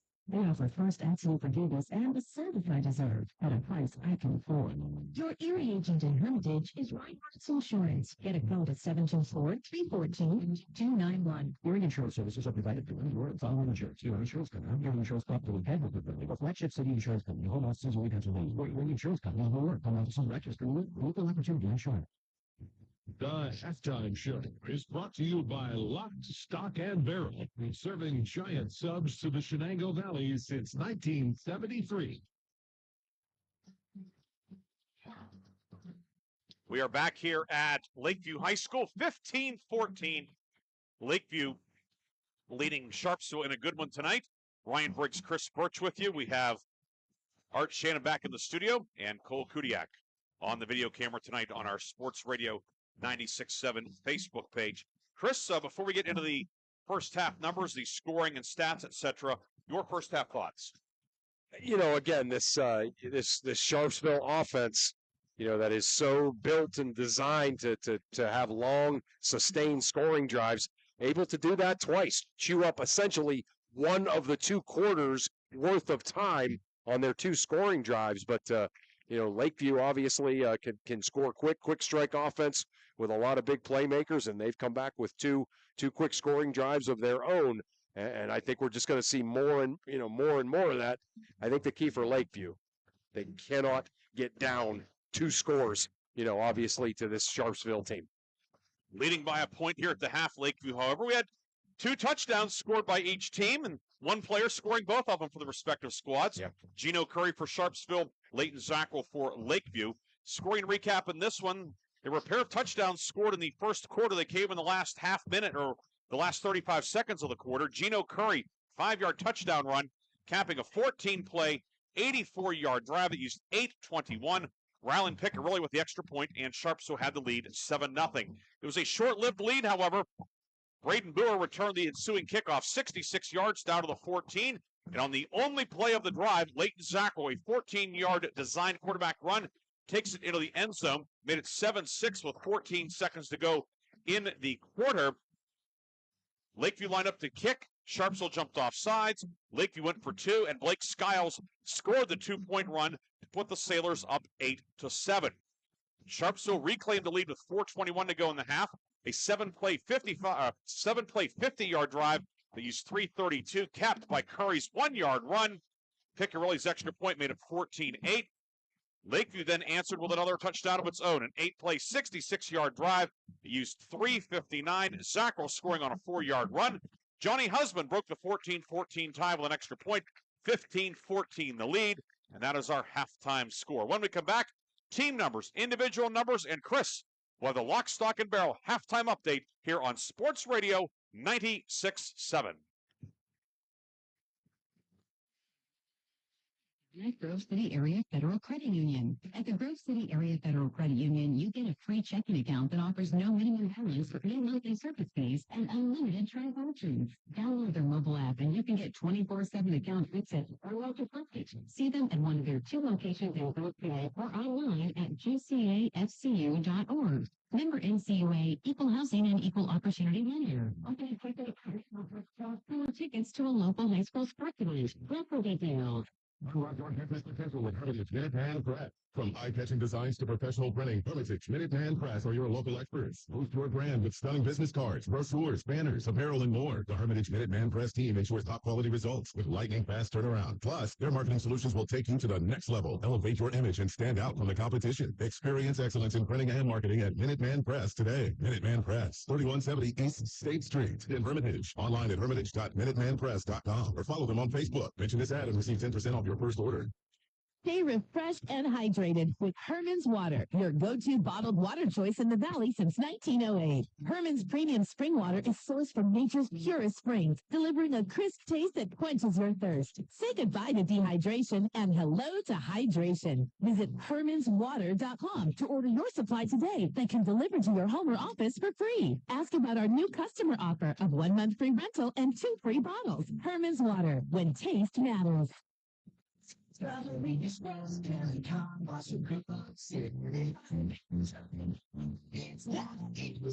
Ken Frenchak here at the Velveteen Express Care and Car Wash in Grove City. Experience. We're all about experience. The experience of our expert quick lube techs and also the experience we provide you with every oil change. You can go anywhere for an oil change, but you come here to the Velveteen Express Care and Car Wash in Grove City for the experience. Drive in, drive out. It's that easy. The Velveteen Express Care and Car Wash in Grove City. Imagine a bathroom that's not just a room, but a sanctuary.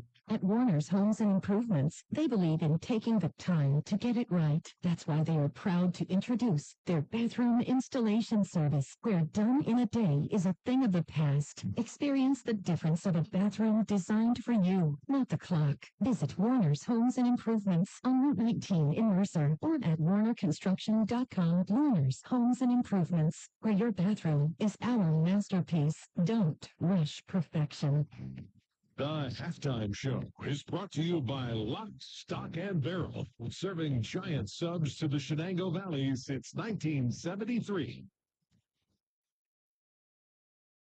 And welcome back to Lakeview High School. Chris Birch to my left. I'm Ryan Briggs.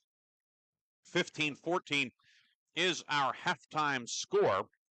Lakeview leading here at home on homecoming. So we have a little bit longer halftime tonight with the homecoming festivities. The Sharpsville band exiting stage right. The Lakeview band will be coming on, and then we'll have all the pomp and circumstance with homecoming 2024 here. This is our, I believe, third straight homecoming for us. Yeah, how about that? We were Reynolds last week, or no, 2 weeks ago. Yep.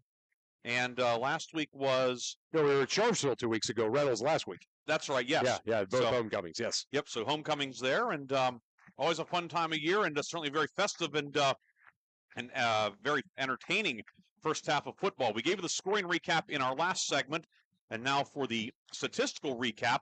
In the first half, Lakeview 73 rushing yards, 61 passing yards. Sailors 134 yards on 18 plays, 5 first downs for Lakeview. For Sharpsville, 106 rushing yards, 19 passing yards.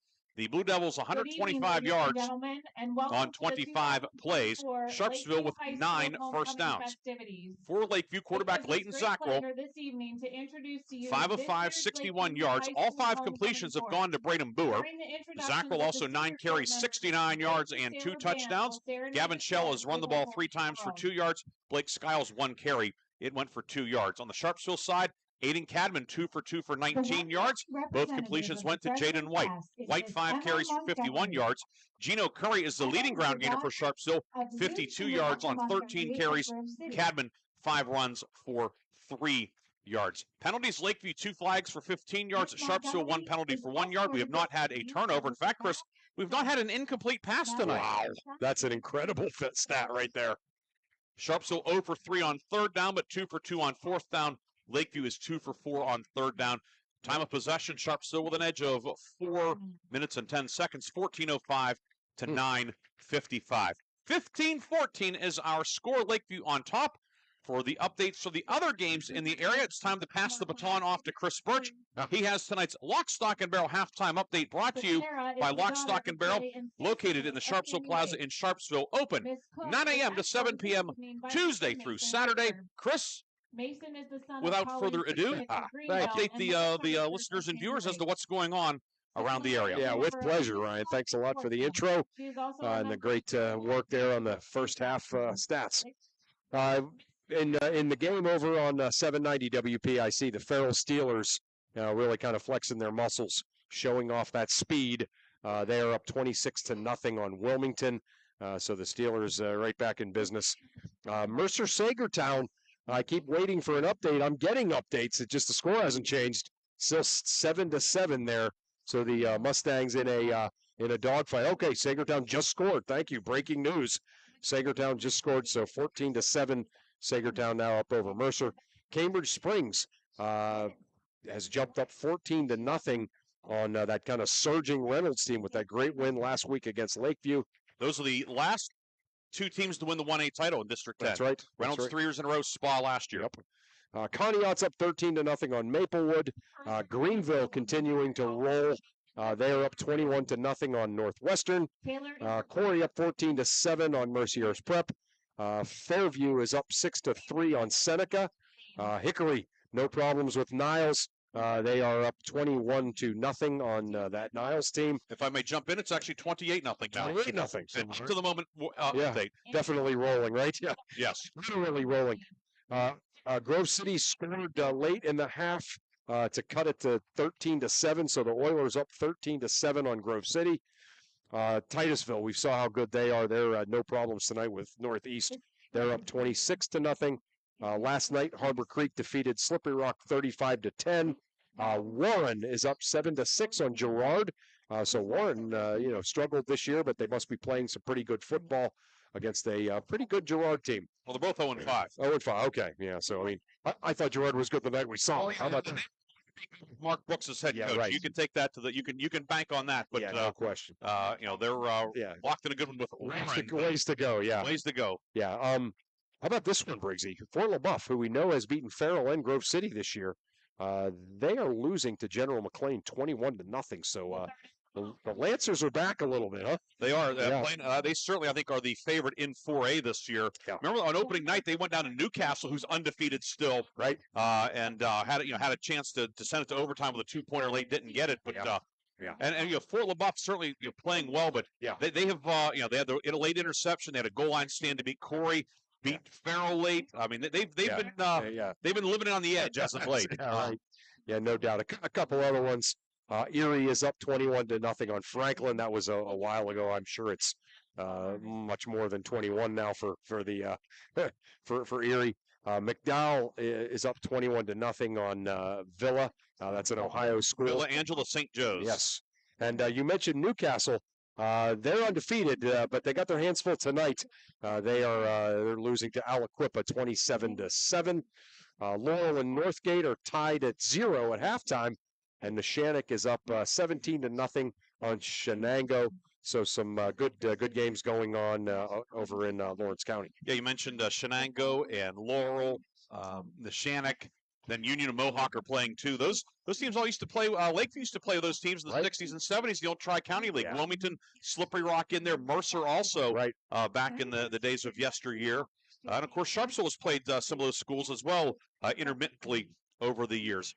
Right now it is halftime, 15-14. The Lakeview lead. Chris, you have an update at all? Yeah. Local, or I guess kind of local District 9 team, Karn City, who usually is pretty good. They're 3-1 this year. 51-0. Central Clarion is up on Karn City. So Central Clarion's a real deal. Central Clarion hung 76 on Bradford last week. So they have the Central Clarion. They are a team to keep an eye on in Class 2A. Certainly, Farrell was the favorite District 10 and 2A. One would have to think, but Central Clarion, they of course it's Clarion, Limestone, and North Clarion all rolled into one. And there's a great tradition there at the two football schools, Clarion and then at Clarion Limestone, and that's you're up 51 zip on Karn City. On Karn City, yeah. That is an eye opener. That's an eye opener for sure.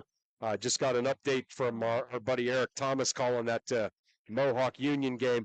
Mohawk is up 17-14. That must be a good game. The Warriors and the Scotties in a Class 2A matchup in District 7. One update to pass on to you, Major League Baseball. Pirates closing out the regular season in Yankee Stadium. No score in the bottom of the fourth. Jared Jones on the mound for the Pirates today, making the final start of his rookie season. So good to see him back out there after, maybe perhaps some injury concerns last time, but apparently he is hale and healthy and doing well against the Bronx Bombers so far tonight at Yankee Stadium. Here at the break, 15-14, Lakeview with the lead. Don't forget after the game, while the Reinhardt's Insurance Player of the Game and the Lock, Stock, and Barrel Play of the Game, and then we go back to the studio until 11 o'clock tonight. Aaron, Darren, and Art, Aaron Byro, Darren Steele, and Art Shannon will have the Warner's Homes and Improvements fifth quarter scoreboard show until 11 o'clock tonight here on Sports Radio 96.7 and on 790 WPIC. Of course, you'll be also able to catch the guys on our Facebook page. Many of you are tuned in watching tonight or listening via that medium as well, so we thank you, and it should be a lot of fun. Tomorrow morning, 9 a.m. here on Sports Radio 96.7, George Abraham, Albert Campman have Coach's Corner. Yeah. They'll recap tonight's action. They'll talk about all the college football action tomorrow. Penn State opening up Big Ten play. Pitt is off. Open day before opening ACC play next Saturday, the 5th at North Carolina. That's a very fun 2 hours. Great way to start your weekend with George and Al. Yeah, it sure is. Every level of football they'll go over, and again, guys, if you listen to them for a couple hours, you learn some things about sports. You'll learn, you'll get a laugh or two, Yes. and it's a great way to kickstart your weekend. That's Coach's Corner, 9 a.m. to 11 a.m. tomorrow. And then wrapping up the weekend, if you will, it's Pick Sportsline Monday 5 to 7. Bob Greenberg and Hugh Ringer. They'll be recapping Pittsburgh Steeler football. They'll recap high school action and much, much more. 5 to 7 with Bob and Hugh. Again, a great 2 hours, kind of a great bookends to your week, yes, if you will, with the Monday night show and then the Saturday morning show here on Sports Radio 96.7. We'll take a break. We'll come back and get you set for the third quarter. It's Lakeview and Sharpsville locked on a good one, 15-14. Lakeview with the lead. We'll come back with the third quarter after this on Sports Radio 96.7. Kinder is a member of National. Houses, buildings, and streets. It's the people who live and work and contribute to making life for themselves and the people around the world. Attorney Bill and Motor believes in the young people who offer his future. Attorney Bill and Motor would like to say good luck.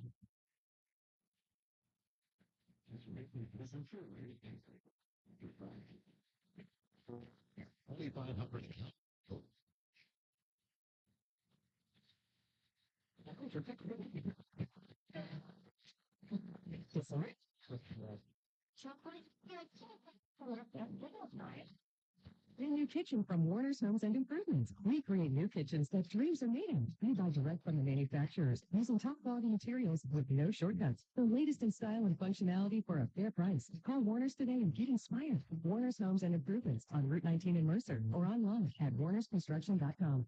The drug landscape has changed. Illegal fentanyl has made its way into the drug supply.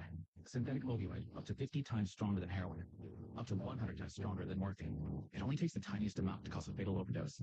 Although fentanyl is being mixed into almost every kind of drug, you wouldn't be able to see it, smell it, or taste it.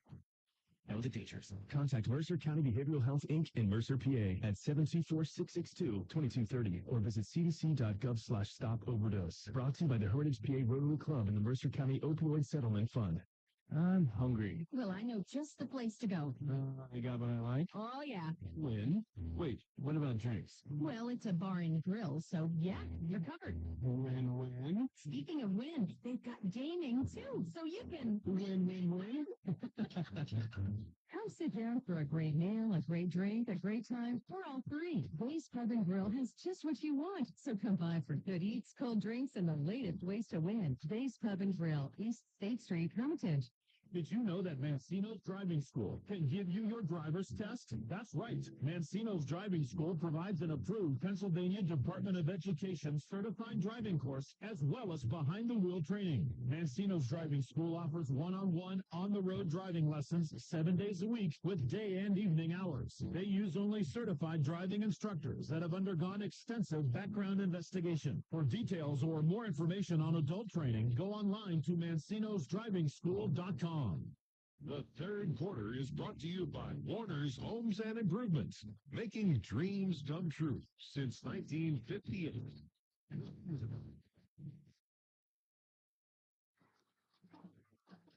Back here at Lakeview High School, Ryan Briggs and Chris Birch with you tonight. Art Shannon back in the studio producing our game.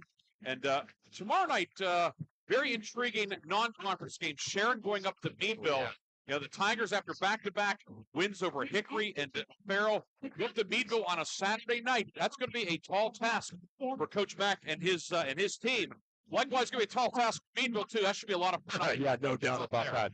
That'll be a lot of fun. But, you know, I just have the sense that, that's just kind of a mature group for that Sharon Tigers, that they're going to go up there and they're going to play as well as they need to and take care of business. I mean, Meadville's good. But Sharon, I just think it's a little bit of a different animal this year that Coach Mack seems to have with that Sharon team. So yeah, it's a great test for them, in a non-region situation. But I really like that team. Of course, the head coach is Ray Collins at Meadville. He was an assistant for Jason McElhaney at West Middlesex for a couple of years. So kind of, the additional factor, if you will, with that. And Meadville playing pretty good football.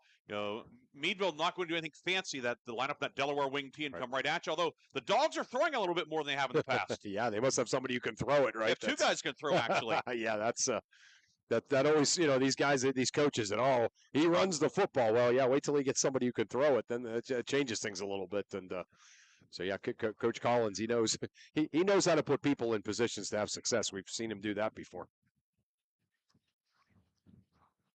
Teams have returned to the field. They're going through their stretching and warm-ups, getting ready for the start of the second half. We're about 2 minutes away from the start of the second half.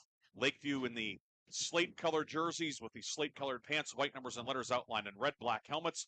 Sharpsville white tops, blue bottoms, blue numbers and letters, blue trim. White helmets with the red stripe down the middle for the West Middlesex Co-op, an ode to that. Yeah. Wind's starting to pick up a little bit more. It's been blowing all night, but we could even hear it at halftime or feel it a little bit more. And we didn't really see it affect play in the first half, but you have to think at some point it will factor. Right, yeah, no doubt. I mean, it's almost howling now, right? And there's no doubt. It's picked up a little bit. And, again, Sharpsville is obviously, Lakeview is obviously more of a passing team. But the way they use the passing game, I don't think the wind is going to impact what they like to do that much. What are a couple keys that you're going to look for here in the second half, Chris? I mean, obviously, Sharpsville is going to get the football to start the half. I think what Sharpsville wants to do is they want to put together a long, sustained drive, score, and take the lead, and then try to figure out a way to make a stop against this great Lakeview offense. But, and I don't want to exaggerate this point too much. I'm almost kind of thinking of it sort of like a coach that's nervous about everything, right? The problem for Lakeview, even though they're up 1 right now, is if you get down, how many more times are you going to get the football? So if you're Sharpsville, you want another long sustained drive to take a lead. If you're Lakeview, make that stop, get a couple more scores, and then this Sharpsville team is not really built to come back from down a couple of scores. So it'd be great to watch to see which team can sort of impose their will on the other along those lines. Nice crowd on hand here tonight. Yeah. Versus the seating on one side here, so the Sharpsville folks and Lakeview folks intermingled, if you will, a little bit. Yeah. But they just turned out to be a pretty nice night. We've not had any precipitation. There was some off and on light showers during the day, and still the outside chance of one popping up here as the night goes on. Yeah. But all in all, the field, it is a bit damp, but in excellent condition. Yeah. I mean, you know me, I don't like cold. However, I certainly kind of appreciate the fact that it kind of feels like fall, seems like fall. People are dressed like it's fall for a mid-season football game. Just kind of has that feel for the first time. The first 5 weeks kind of felt like they were real early season games, because of the weather, but not tonight. Sharpsville won the toss and deferred its option of the second half, so the Blue Devils have, not surprisingly, elected to receive. Yeah. And Lakeview will be kicking from right to left. Lakeview will go towards the scoreboard in the third quarter. Thus, Sharpsville will be going towards the scoreboard in the fourth quarter, so there certainly can be an advantage to that. Sure. 15-14 the score. The difference, a 2-point conversion in the first quarter for Lakeview. After a penalty, right? The only penalty of the night against that? Sharpsville. 1 penalty, 1 yard. Yep. Also 1 point. 1 point. Yeah, I was just going to say, cost them a point. At least one, and maybe 2. The husband looked good on the second kick, but he's 2 for 5 on the season. He hasn't necessarily been automatic. Yeah, right. Yep. He will kick off, does Johnny Husband, the senior. Has it teed up at the 40. Second half is underway. Line drive down the middle of the field, and it's going to be batted down and then picked up at the 20-yard line. The return man, that's going to be Will Vogan out across the 30 to the 32-yard line. And Sharpsville will put the ball in play there. 7 seconds into the second half. Yeah. Yeah, nice job by Vogan there, scooping it up and picking up a couple of yards. So it's going to be first down and 10, and they're going to spot it on the 31-yard line. Ball out at about their own 31 yard. No mystery here what Sharpsville's going to do. I mean, they may mix in a pass or two, but they're going to try to grind here with their big, talented backs, Jaden White and Gino Curry. 1st and 10 at the 31. White wide right as a flanker. Pushkar wide left. Double tight set. McFeeters to the right. Miller to left. Now White will motion across the formation right to left. Curry the single back. Gives to Gino Curry off the right side. Curry up the middle now. Cutting back into the secondary. Brought down out past the 40. At the 43-yard line, Gino Curry picks up a dozen on the first offensive play of the second half. He just beats everybody to the spot there, right? He, able to get a little bit of a push by the offensive line. But then once he got out into the linebacking core, guys could not get from their position to him in the middle of the field before he was able to pick up a little more than 10 yards. Give him 12 out to the 43. 1st and 10, Sharpsville. 10th first down of the night. Split backs behind Cadman. McFeeters is a wing to the left. Pushkar wide left. And the give is to White on a sweep around left end. White out close to midfield, knocked out of bounds. Right near the midfield line. 7 more. Leighton Zack will bring some out of bounds, but a 7-yard gain for Jaden White on his first carry of the second half. White now 58 yards on 6 carries. Yeah, and just some really good blocking scheme there. That's the one thing, obviously. We heard Coach Reddick talk about Sharpsville being a football program that does similar things year in and year out. And we know on that misdirection jet sweep type action that Sharpsville's going to get guys out there blocking. And we saw it there on that play with White. The power off tackle, backside guard, Jordan White pulling around. Yep, fullback leading through. You got it. It's a beautiful thing to watch. White motions left to right. Give the Curry over the right side. Gino Curry, the fullback, into Lakeview territory across the 45. Brought down about the 43. Owen Reynolds and Boer in on the stop. Curry's going to pick up 6 more to the Lakeview 44. This is for on the first down. Curry now 70 yards on 15 carries for the freshman tonight. Yeah, just Curry and White 6-5. racking up the yards, almost 130 yards combined. You have that ticket. It's worth $245. Really difficult to deal with. Spirit booth behind the press box. 1st and 10 now at the 44. Pushkar wide left. White comes wide right. Double tight set. McFeeters to the right. Miller to the left. 10 Sharpsville. That will be Pushkar motioning from left to right. 4-yard line. Turn. Give to Curry. Curry with some running room. Curry into the secondary to the 35. Curry dragging men forward. Curry stacked up at the 30. Finally brought goes down to the turf at about the 30. And a flag behind the play. Flag coming in thrown by referee Rick Witten. And is it going to be on Guthrie? Let's see. Guthrie and Locklear were battling. It's personal foul against Sharpsville. No, it is on Lakeview. So it'll be 15 yards added to the end of the play. Curry picks up 14 to the 30. Then the personal foul will add 15 more on. A personal foul penalty on the play, and we that will put the ball into the McCandless Ford red zone. There's also an injury timeout for a Lakeview man down on his back at the 30. So we'll take a timeout as well. 10:32 to go in the third quarter. Sharpsville on the move. Lakeview leads 15-14. Back after this timeout on Sports Radio 96.7.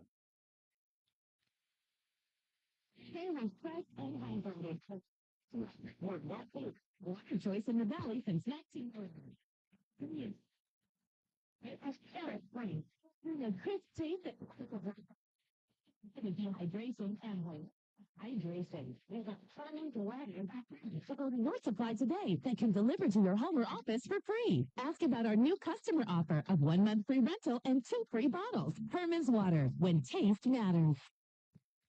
The third quarter is brought to you by Warner's Homes and Improvements, making dreams come true since 1958.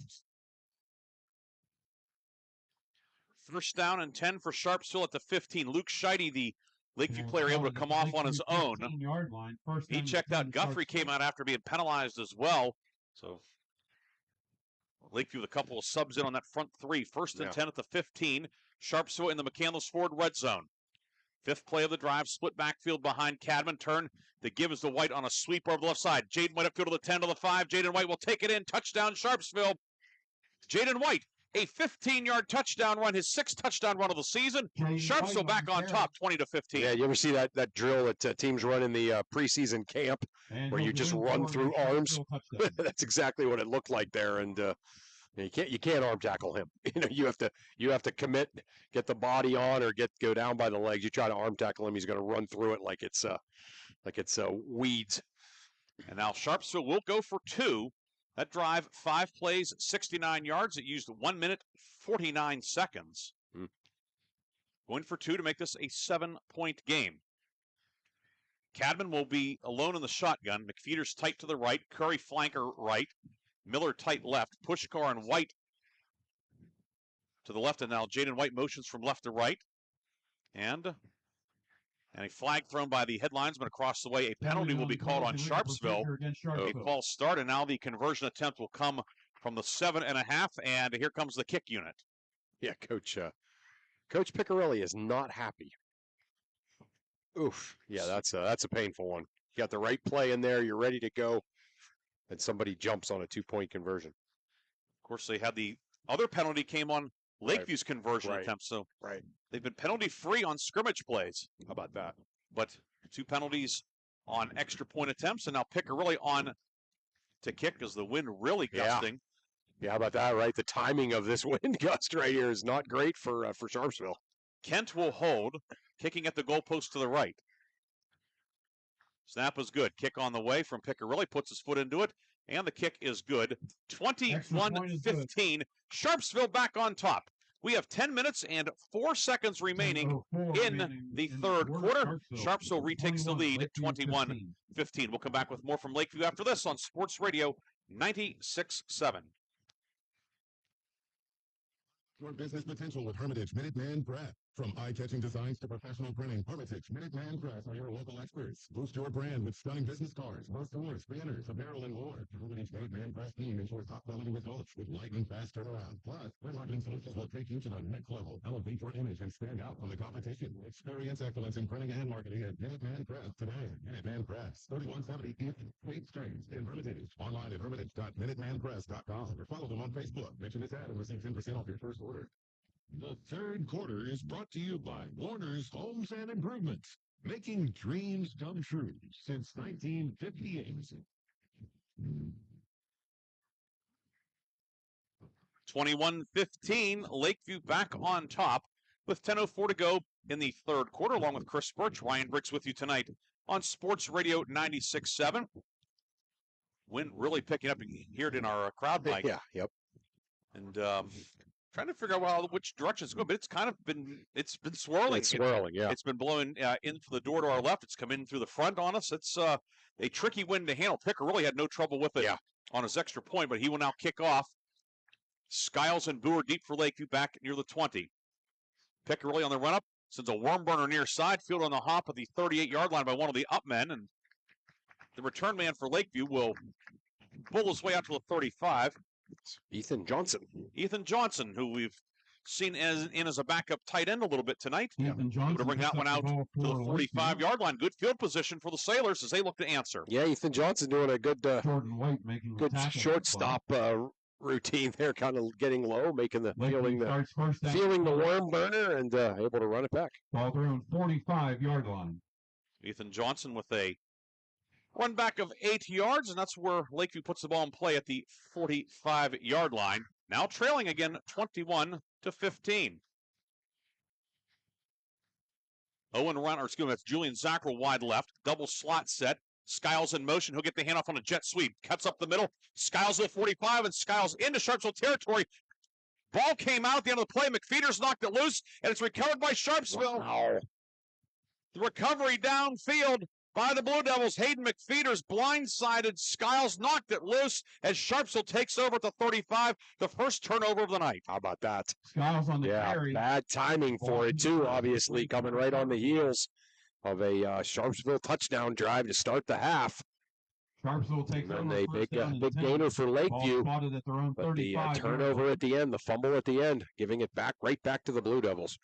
And Sharpsville takes over at the 21, the 35, leading 21-15. First turnover of the night. Pushkar will come right. Skiles, a very nice run, and Hayden McFeeters just lowered the boom on. Yes. Yeah, that's credit needs to be given to McFeeters for that. Double tight set. Pushkar flanker right on the short side of the field. Curry and White, the backs. Back the pass is Cadman. Back foot, throwing it downfield, and incomplete. A diving attempt made by Skiles. It hit the turf. There is a flag back in the pocket also. Flag on the play. And do we have a hold? Let's see. Referee Rick Witten.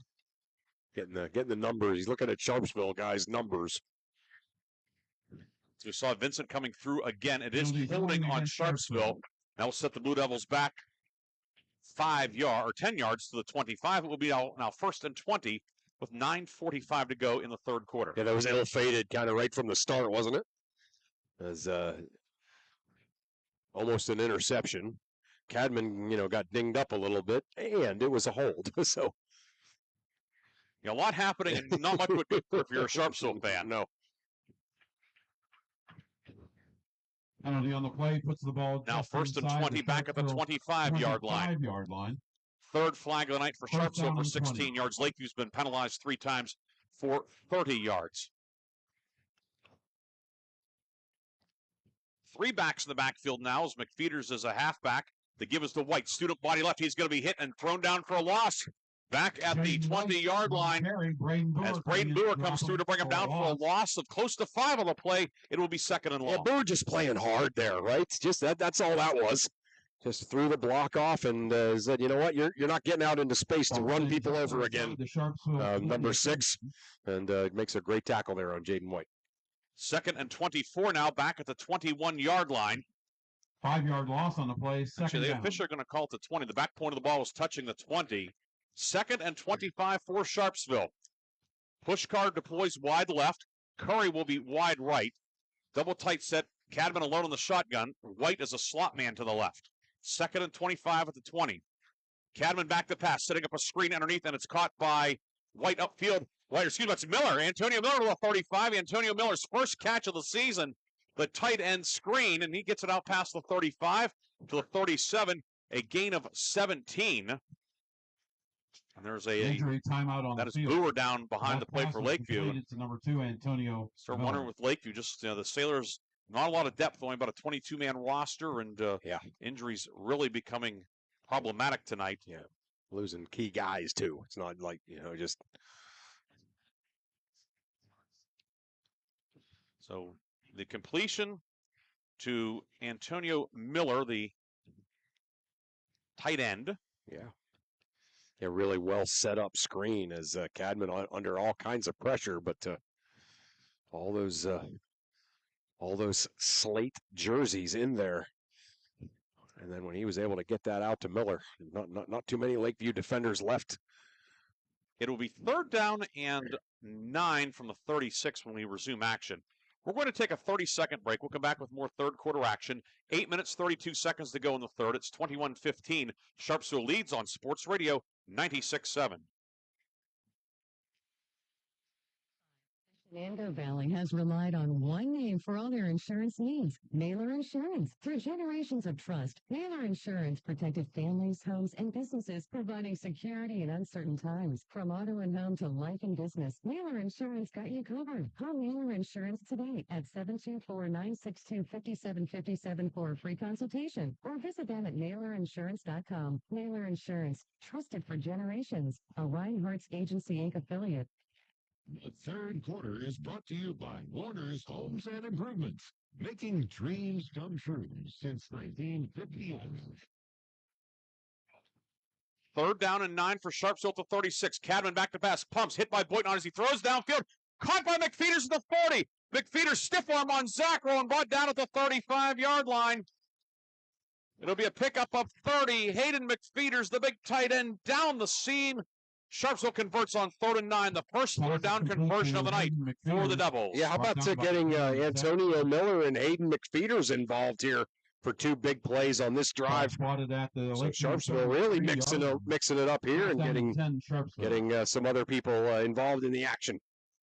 McFeeters making the catch, his 4th catch of the season, and that one goes for 31 yards to the 33 of Lakeview. Cadman now 4 for 4 for 66 yards. That's what he does, right? I mean, that's very similar numbers that we've seen him put up in several of these games. Did it last week against the Rock. Perneski back in. He's a wing to the left. Split backs behind Cadman.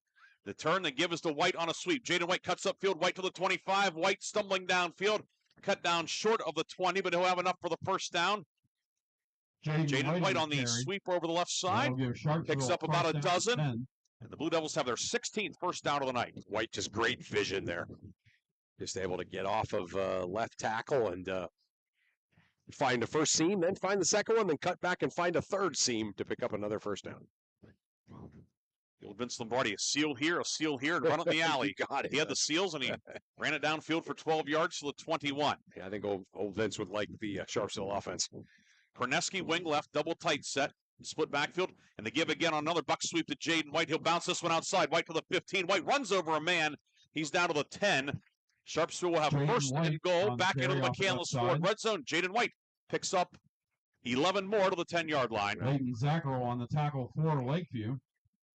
And again, the number of times that you have to tackle Jaden White adds up on a team, you know, and he's just running people over here as we inch closer and closer to the fourth quarter of this football game. 7 minutes to go in the third. 21-15, Sharpsville leading, and first and goal from the 10.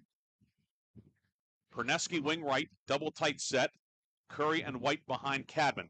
And the give is to White on a jet sweep or a buck sweep over the right side, and he will not get much at all. Garrett Guthrie right at the point of attack. Off the right side. You see Scheide in there as well. White will get in to make the initial hit for Lakeview. It's going to be no gain officially. Second and goal now at the 10.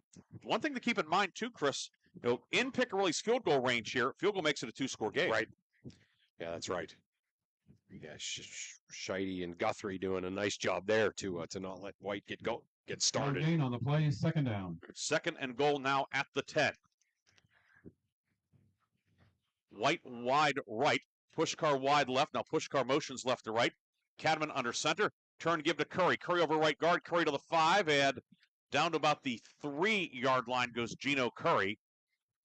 Brought down by middle linebacker Tanner Vincent.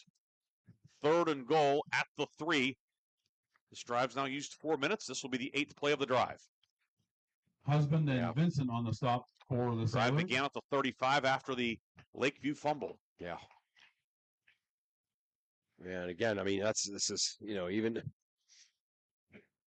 Third down and goal. See Jaden White checking out. Will Vogan will check in for the first time on offense. Yeah. Third and goal at the 3. Play clock at 8.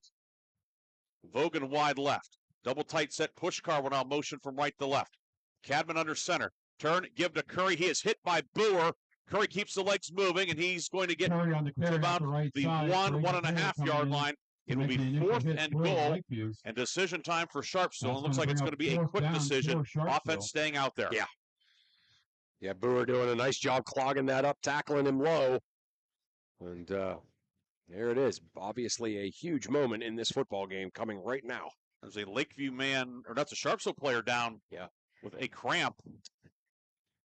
So we're going to be timeout. It'll be 4th down and goal from about the 1.5 yard line with 5:03 to go in the third.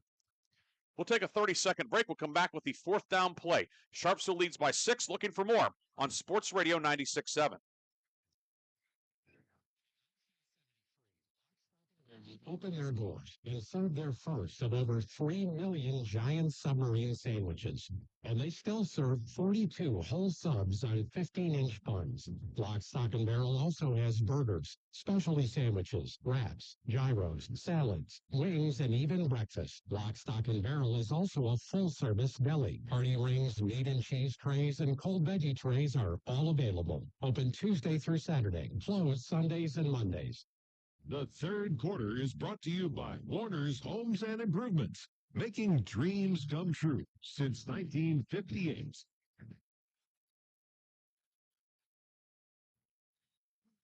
And it is Gino Curry who is going to walk off. So he will not be out there for this 4th and goal from the 1.5. We saw Jaden White out on the last play. Yeah. We don't know if that might change the decision-making or the offense will stay out there. Yeah. Yeah, no doubt. We've obviously talked a little bit about Lakeview's attrition, but Sharpsville kind of racking up a little bit of their own here. 4th and goal from about 1.5 yards out. McFeeters will line up in the backfield. Perneski tight to the right. Miller tight left. White will be in the backfield with McFeeters. Back. So, offset eye. Cadman turn, give to McFeeters, the fullback. And McFeeters, did he get in? Lakeview says they stopped him. And he did not make it in. Wow. On 4th and goal, McFeeters, the fullback, stopped. And Lakeview holds with 4:42 to go in the third quarter. Yeah, wow. What a play there by the Lakeview defensive front. Obviously, everybody in tight.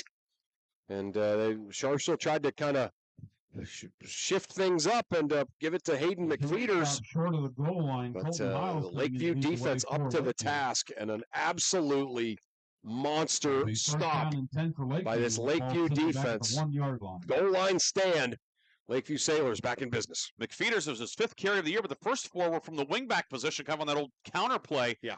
First time that they've given it to him, on a fullback blast in short yardage, and Lakeview up to the challenge. Sailors have it at their own 1, coming out from the end line, however. Yeah, this is you celebrate 1 second, but now you got some work to do.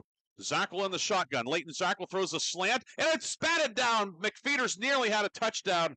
Batted it down. Looked like a volleyball block. It'll be 2nd down and 10 from the 1 yard line. Just a little bit behind pass broken up Skiles there, and McFeeters. Yeah, like you said, he maybe looked for a second there like he'd have a shot to catch it and trot in. Instead, it is 2nd and 10 now back at the 1 yard line. And certainly Lakeview, the way they play with the spread and throwing. By the way, that was the first incompletion of the night for either team. That's unbelievable. Cadman 4 for 4 for Sharpsville. Zackrell now 5 of 6. But certainly you can't be too freewheeling back on your own 1 yard line. No. 4 receivers set. Zackrell in the shotgun with Shell to his right. And Zackrell will take it up the middle. Zackrell has a little room, and then that hole closes quickly. Zackrell out to about the 5, and a flag comes in at the end of the play. A late flag thrown by the umpire right in the middle of the field. Yeah. And this could be one that you put a star next to. Does it bail Lakeview out of being in its own end, or will the Sailors be pinned back close to the goal line? We'll see. Yeah. I mean, guys are getting a little, frustrated, tired of hitting each other, so there's some talking going on. And the officials are, they let it go for a while usually, and then they get tired of it. Personal foul against Sharpsville. Okay. Personal foul against Sharpsville. That's big. So that will give Lakeview a first down and move the ball out to the 20-yard line. So they get a little bit of breathing room on the quarterback run, and then 15 more.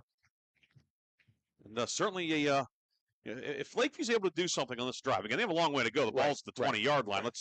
But yeah, if Lakeview's able to do something here, that could be a real game changer right there. Yes, no doubt. Right. Just inside the 20-yard line. The ball out the 20, first point of the ball touching the 20. 6th first down of the night for Lakeview. Each team has 1 first down via penalty tonight.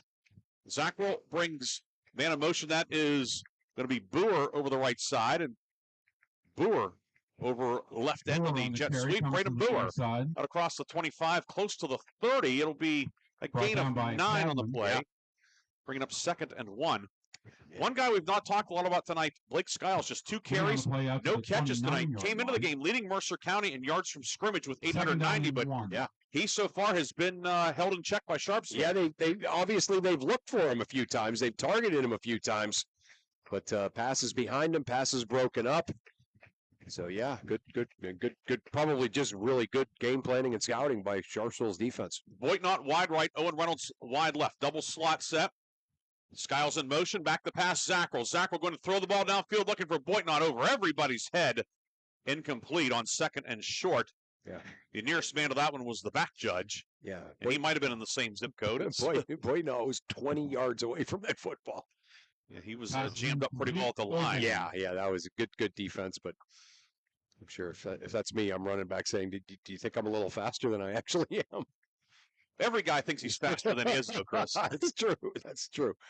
Not me anymore. No, never was. 2 things. Every guy thinks they're faster, every guy thinks they're funnier, and every guy thinks they're better looking than they are. Yeah, that's depressing, huh? Yes, it is. Glad to liven up your Friday night with Chris. 3rd and short from the 29-yard line. Zackrell in the shotgun. Ball in the near left hash mark. 4-man front for Sharpsville. Zackrell on a quarterback run. He's hit, cut down, and might be short. Hayden McFeeters cuts him down. Zackrell on the keeper. And it's going to be 4th down. Had to get to the 30, and he will be a whisker short, it would appear. Yeah, they'll put it down. He's about the length of the football short. Yeah. 4th down on a yard, and Lakeview will presumably go for it. Zackrell is the punter, but you're not seeing any other personnel changing. Was that Concord? Was that it was McFeeters. Concord was there too. Yeah. McFeeters, yeah. The 4th and short. Lakeview has to get to the 30 for the first down. Now Zackrell comes under center, gets the snap on a sneak. He's pushed back. He's hit. He didn't get it. Nope. Brian White and Caleb Concar combined to bring him down, and Lakeview turns it over on downs at the 29-yard line. Yeah, just great defense out there on that edge. That's a couple of times Concar was kind of sealing off the edge and allowed someone else to make the play. What a huge stop by Concar coming in on the stop for Sharpsville. And Sharpsville now will take over with excellent field position. So yeah. Sharpsville stopped at the goal line on 4th and goal for 1, stopped out of the end zone. But the Blue Devil defense comes up with a big stop, and now Blue Devils back in business in Lakeview territory at the 29-yard line. Yeah, short field. I mean, it's good enough field position. We can go ahead and call it that. It's outstanding. Yeah. Curry and White split backs behind Cadman. Double wing set.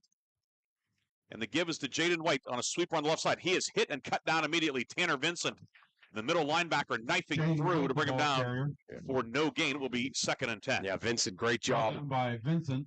Kind of anticipated where he was going to go, wrapped him up around the waist, and brought him down. And Wyatt Maxwell is down for Lakeview. He did not start on the defensive line, but he's been out there a lot. Came in early after Heckman left due to an injury, and this will have an injury stoppage with 2:11 to go in the 3rd quarter. Lakeview on top, 21-15. We'll take a timeout. We'll come back with more after this on Sports Radio 96.7.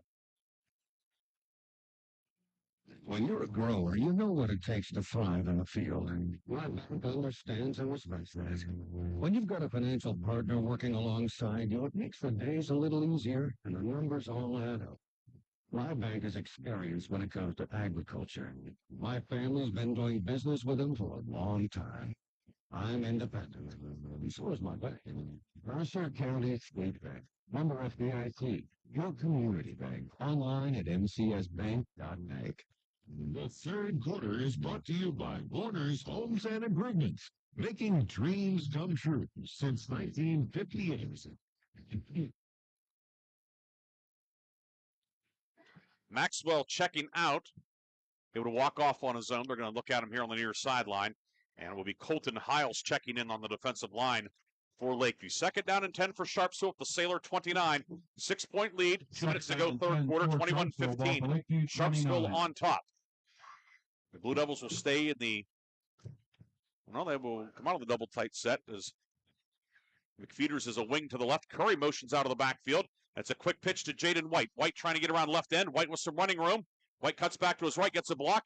White down to about the 20-yard line. Jaden White brought down by Vincent. Left side. Jaden White will be close to the first down marker, and he has enough for the first down as Sharpsville also returns to the McCandless Ford red zone. Yeah, just able to kind of pick his way down the field. Ball spotted at the Lakeview 19-yard line. Quick update, Briggsy, that's going to send, big messages around the area in 1A. Cambridge Springs up 26-0 on Reynolds. Oh, the spa a little too hot for Reynolds tonight. Oh, man. That's certainly one to get people's attention. Yeah. Of course, Lakeview is in 1A, playing in Region 2 with Cambridge Springs. Right. Cambridge Springs' lone loss was against Greenville, 17-0 earlier this year. 1st and 10 at the 19 for Sharpsville.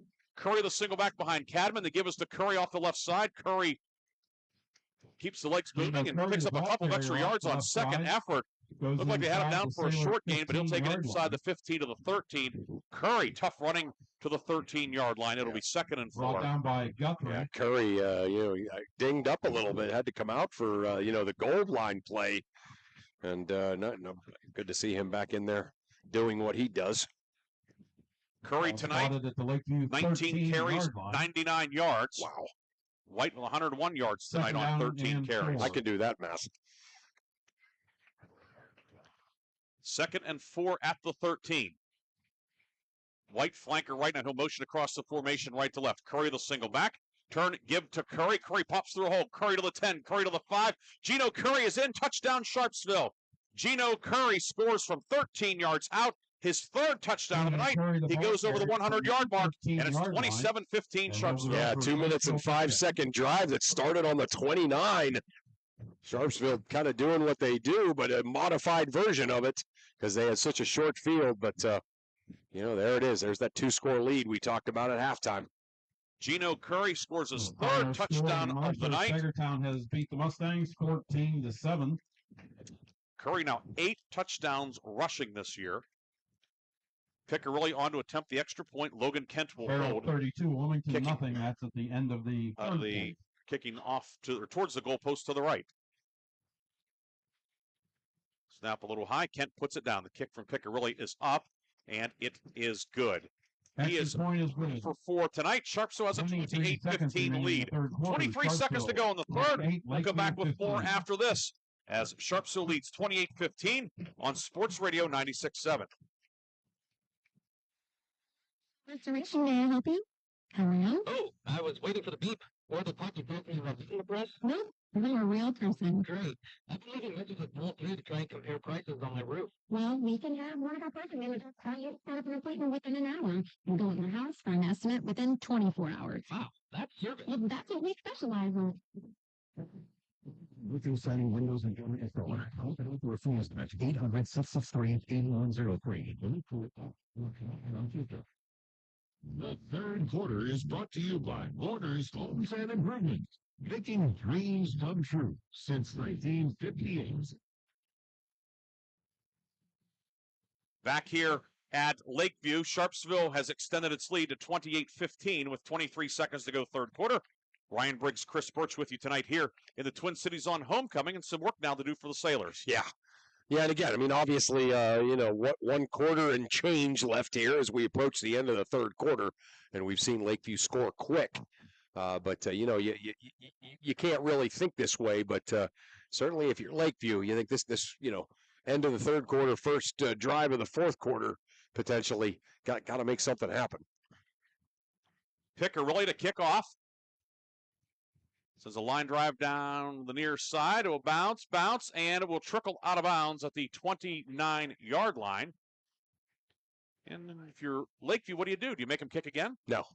I say you pick it up at the 35 and go. Yeah. I would say kick it again because maybe the ball ends up in Boer's hands or Skiles' hands. Yeah. But we'll see what decision is made. They're going to do it. Okay. Well, and you figure the kick team had to run downfield. Right. And it's a lot of starters out there. You see Huffman and Miller out there, Vogan, Perneski. Guys have been out there quite a bit. Right. So the penalty will be 5 yards, and Sharpsville will now kick off from the 35-yard line. Don't forget, after the game, Reinhardt's Insurance Player of the Game, Lock, Stock, and Barrel Play of the Game.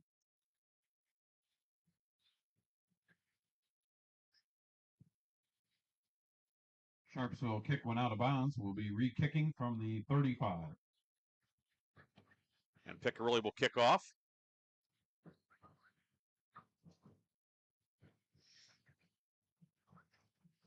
Kick angle to the near side of the 30, and it will go. No, it stayed in bounds along the 23. Boer picks it up, and he's going to be brought down back at the 16-yard line by Will Vogan.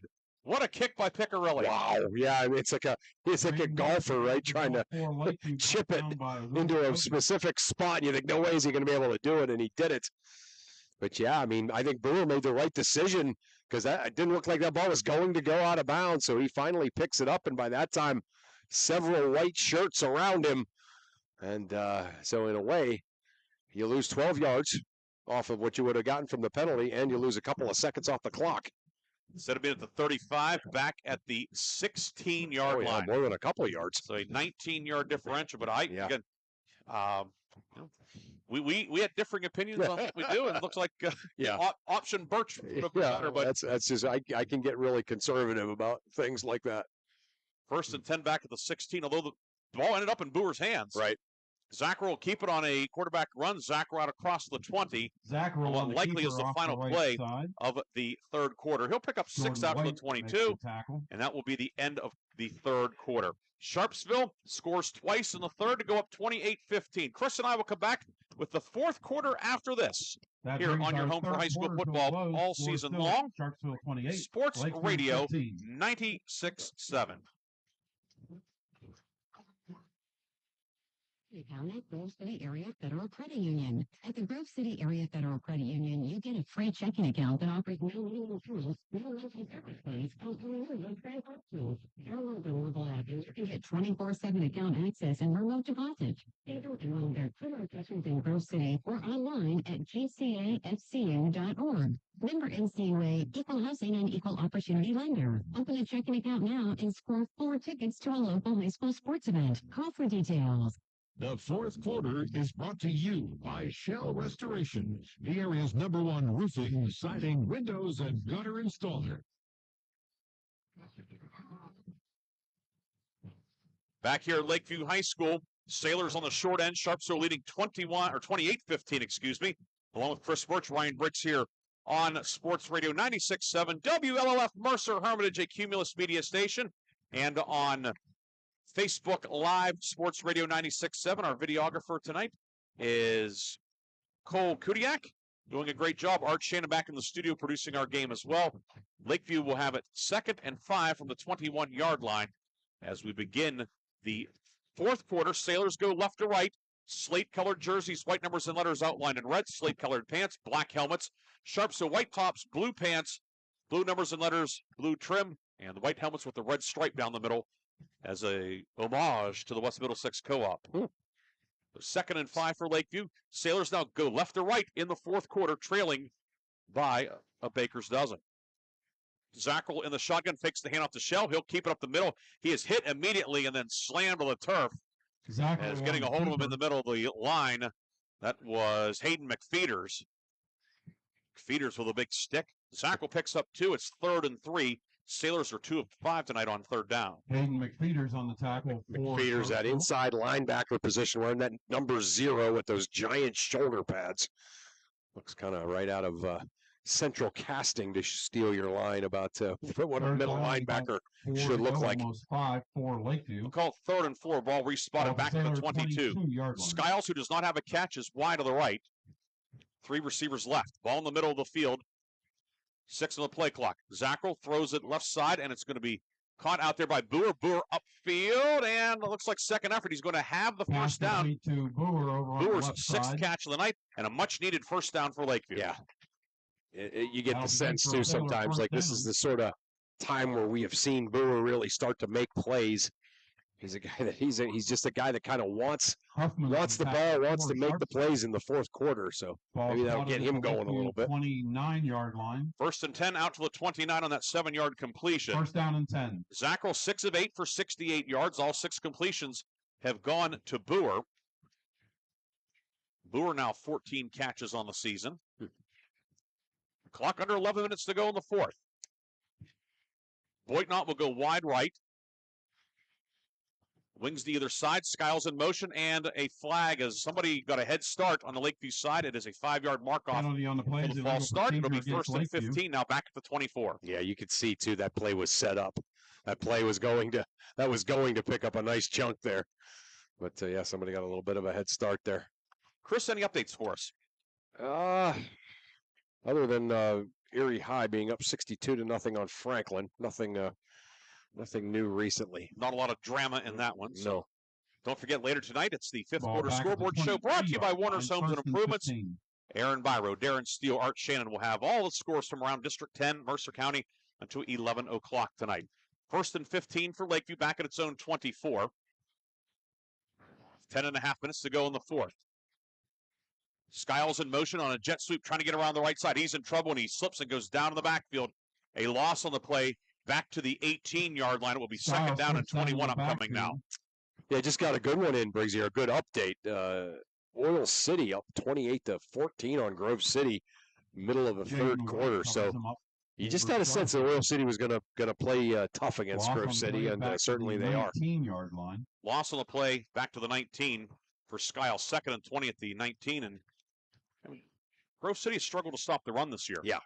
Fort LaBeouf ran for 305 yards last week against the Eagles, and Titusville did, yeah. And Oil City with Dan York likes to run the ball. And yeah. Although the Oilers have been throwing the ball a little bit more this year. York this year, yeah. 2nd and 20 back at the 19. Zackrell in the shotgun. It's an option, and the late pitch goes to his back, and that is going to be Gavin Shell. First time we've seen option tonight. Well, the first time we've seen option all year from anybody. Right.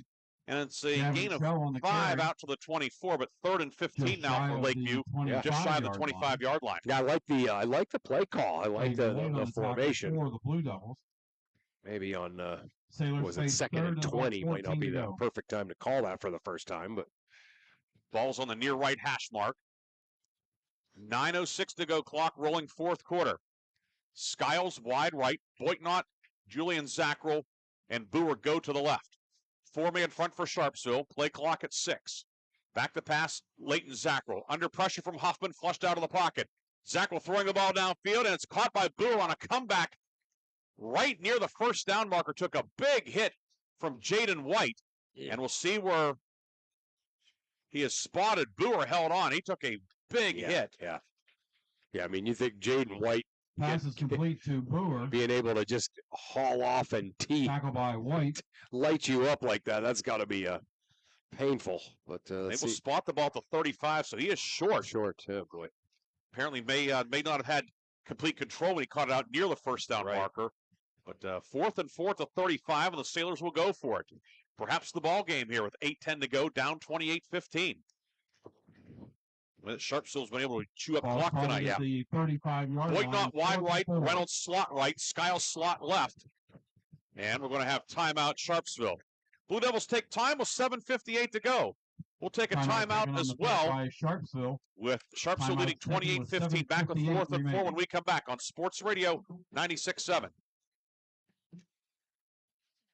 That's not just a room, but a sanctuary. At Warner's Homes and Improvements, they believe in taking the time to get it right. That's why they are proud to introduce their bathroom installation service, where done in a day is a thing of the past. Experience the difference of a bathroom designed for you, not the clock. Visit Warner's Homes and Improvements in Route 18 in Mercer or at warnerconstruction.com. Warner's Homes and Improvements, where your bathroom is our masterpiece. Don't rush perfection. The 4th quarter is brought to you by Shell Restoration, the area's #1 roofing, siding, windows, and gutter installer.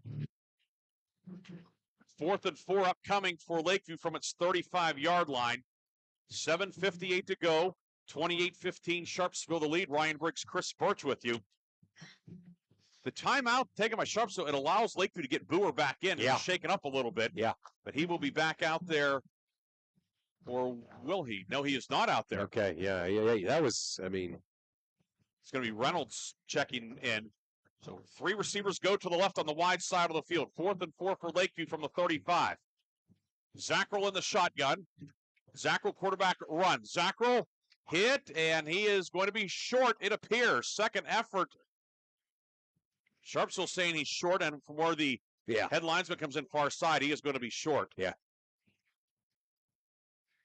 They're going to put it down about the 37. He will be a couple yards short. And Sharpsville holds. The Blue Devils will take over in Lakeview territory. Yeah. With 7:51 to go. Yeah, some discussion here, but officials timeout. They're going to bring the chains out. Okay. It's been at the. It's, I think he's going to be well short, but it's chain gang a little bit of camera time tonight here. Yeah. I appreciate the guys working the chains over there. Yeah. 7:51 to go in the 4th. And we don't see too many measurements anymore. A lot of the turf fields and the yard mark, the line lines, and so forth. Yeah. Yeah, I was just thinking that. I might just maybe be the first or second I've seen all year. And referee Rick Witten says first down Sharpsville, as Zackrell is short. And with 7:51 to go, Sharpsville leading 28-15. Blue Devils will take over 1st and 10 in Lakeview territory. This is the second straight drive that will begin in Lakeview territory. Yeah. Yeah, I mean, a couple of 4th down stops for the Sharpsville defense has given the Blue Devil offense some short fields. 1st and 10, Sharpsville at the 38-yard line. Run downs. It's Sharpsville football, 1st down and 10. Ball at the Sailor 38-yard line. Split backs behind Cadman. Double tight set as well. Perneski is a wing to the right. And the give is to Jaden White on a sweep. White cuts back over right guard. Ball carrier. He'll get to the 36. Short pickup for Jaden White on his 14th carry of the night. Brought down by Vincent. Tanner Vincent in on another stop for Lakeview. It'll be 2nd down and 8, but Sharpsville content to burn clock. And the other thing, too, about that last drive for Lakeview, Chris, it used 4.5 minutes. Right. Yeah, so they were almost killing. You know, the way it turned out, it was like they were killing clock. 2nd down and 8. Yeah, for the Blue Devils. Pushkar will deploy wide to the right. Jaden White wide left. Ball in the middle of the field. Curry is the single back with a double tight set, and now White motions to the right on 2nd and 8. Cadman back to pass. Cadman looking. Cadman throwing it downfield, and it's going to be caught by White at the 10-yard line.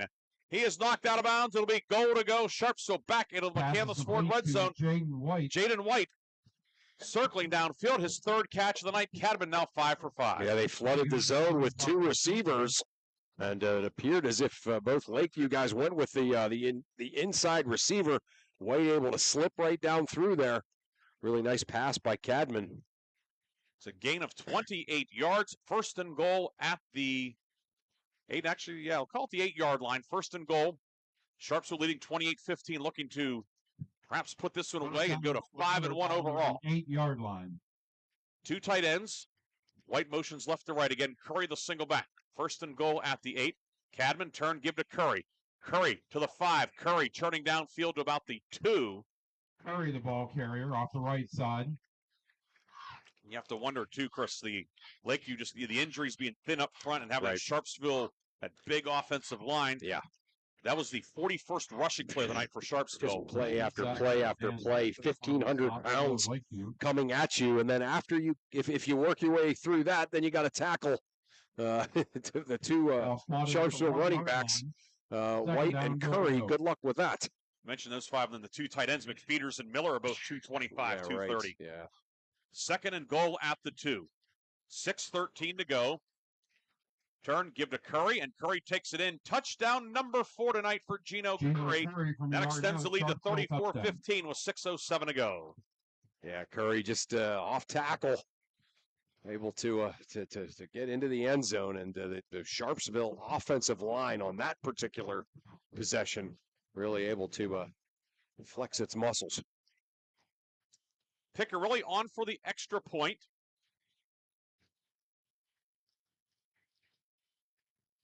He's 4 for 4 tonight, looking to go 5 for 5. Kicking at the goalpost to the left. It's funny, small school football. Cadman, the starting quarterback's the wingman on the left side on the extra point team. How about that? Logan Kent will hold. Snap is good. Kent puts it down. Kick is up. And the conversion is good. Rylan Piccarelli, 5 for 5. Sharpsville, a 21-0 edge in the second half. Blue Devils lead 35-15. We'll come back with a kickoff on Sports Radio 96.7 and Facebook Live.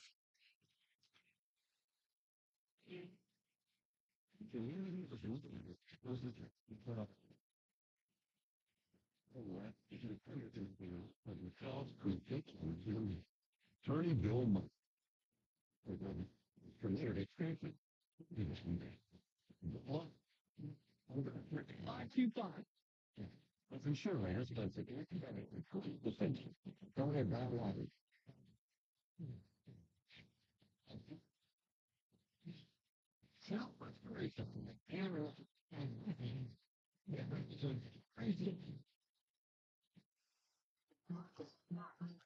$35-15, Sharpsville with the lead. 6:07 to go. Ryan Briggs, Chris Birch with you tonight. Don't forget, after the game, Reinhardt's Insurance Player of the Game, Lock, Stock, and Barrel Play of the Game, then the Warner's Homes and Improvements 5th Quarter Scoreboard Show until 11 o'clock tonight. Yeah, the Sharpsville, just they just it's hard to to quantify it, but they the games that we've seen here of theirs this season, Gerard, Reynolds, and now tonight against Lakeview, this is what they do. They shorten the game up. It's a perfect script, that they really believe in and that they follow.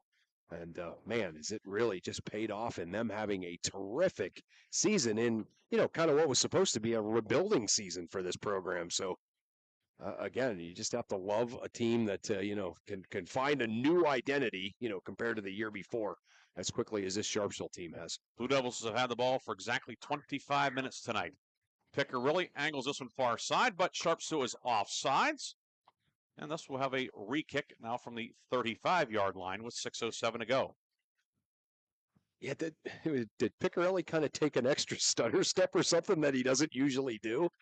Usually, you don't blame the kicker for that, but in that case, you saw a couple of guys looking at Piccarelli kind of shrugging their shoulders, and it did look like he took an extra step or something. I mean, it's their fault because you don't leave until the ball is kicked, but I think everybody kind of times it out. So the penalty, the 6th of the night on Sharpsville for 41 yards. Lakeview 4 flags for 35 yards. But generally a pretty clean game tonight. Not a lot of penalties, just the one turnover. Certainly a costly turnover as Lakeview was driving. But the forced fumble by Hayden McFeeters. And the kick by Piccarelli, line drive down the middle. It's going to roll the 15 to the 10. Skiles will go back to the 5, drop it, and I'll pick it up. Blake Skiles looking to get outside the numbers on the near side. Skiles upfield to the 20. Skiles at 25. To the 30, cuts back to his left and brought down to the 32, but a flag behind the play, and they're going to get a block in the back.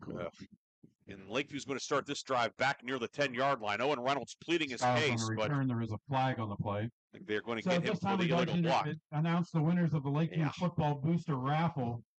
First place with a $500 cash prize was Cheyenne Watkins. That's just one of those things where, when the night turns sour, when the game kind of goes sour. $100 gas card was the file's going to be for the peel back block instead. Those 3 people on their win. So the blind side block, and it's going to be half the distance to the goal for the penalty, or are they going from the... Thanks again. See if they're going to mark this off. The penalty was actually back at about the 20-yard line. Okay. So we'll see where the ball ends up. Updates for you. Greenville goes to 5-1, win 42-zip over Northwestern. Hickory all over Niles tonight, 49-0. Conneaut over Maplewood, 41-0 after 3. Fairview leading Seneca in a tight one late, 13-9. And congratulations to Gerard, 21-7 win over Warren. So the Jackets give Mark Brooks his first win. Yeah, we like Coach Brooks. Good for him. Ball back to the 10-yard line. That's where Lakeview begins this drive with 5:58 to go. Trailing 35-15. Quick pitch on the option goes to Shell on the right side. Shell across the 15 out to the 18-yard line. Shell, the ball carrier. Go back to the option on the short side. Nice gain there. Pick up a 7. Yeah. For Gavin Shell. Shell taking on a greater role in the ground game over the last handful of weeks. Yeah. Yeah, last handful of weeks, and certainly tonight here in this as this second half is kind of winded. His 5th carry of the night. Yeah. Sharpsville outgaining Lakeview 320 to 201. 20 first downs tonight for Sharpsville also. Just looked great, haven't they? I mean, this is just who they are. 2nd and 3 at the 17. 4 receiver set. Zackrell throwing the ball downfield looking for Boer and incomplete. Jaden White downfield step for step with Boer. It will be 3rd and 3. For Boer, incomplete. 5:09 to go in this one. Geez, Coach Williams would have been happy with that extension there by White, getting the inside hand out. Little basketball defense maneuver there. That Fairview Seneca game has gone final 13-9 Fairview, which lost earlier this year to Grove City, defeating Seneca. Titusville over Northeast 47-14. Eisenhower over Union City 34-7. Yep. And Reynolds down 34-0 late to Cambridge Springs. Yeah, that Aliquippa Newcastle game final 2. The Quips and Newcastle their first loss of the year. Lakeview now will have to take a timeout. Sailors will have 2 timeouts left. We never run out of timeouts. We'll timeout taken on the field by Lakeview. That Sailor timeout is taken with 5:09. We'll come back with more fourth quarter action after this. Your score, 35-15. Sharpsville on top on Sports Radio 96. Oh, okay. Well, we're not in break yet. The previous extra point they're saying was no good. Yeah. So why didn't you say something? Did you know? I didn't know. Okay, no. I didn't either. I didn't hear till you just. Well, they just told us here. So 34. I'd like to take a second and It's thank our 34-15. 30-second timeout. We know we can do that. Back after this on Sports Radio 96.7. Stand, there's a sign posted there.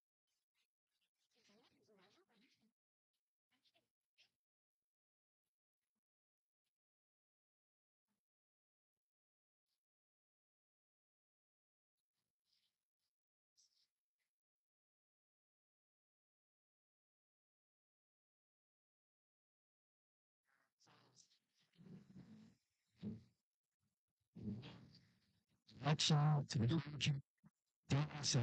faith-based content and Christian music, making people blessed and feel closer to Jesus. And feel closer to Jesus. Feel closer to Jesus.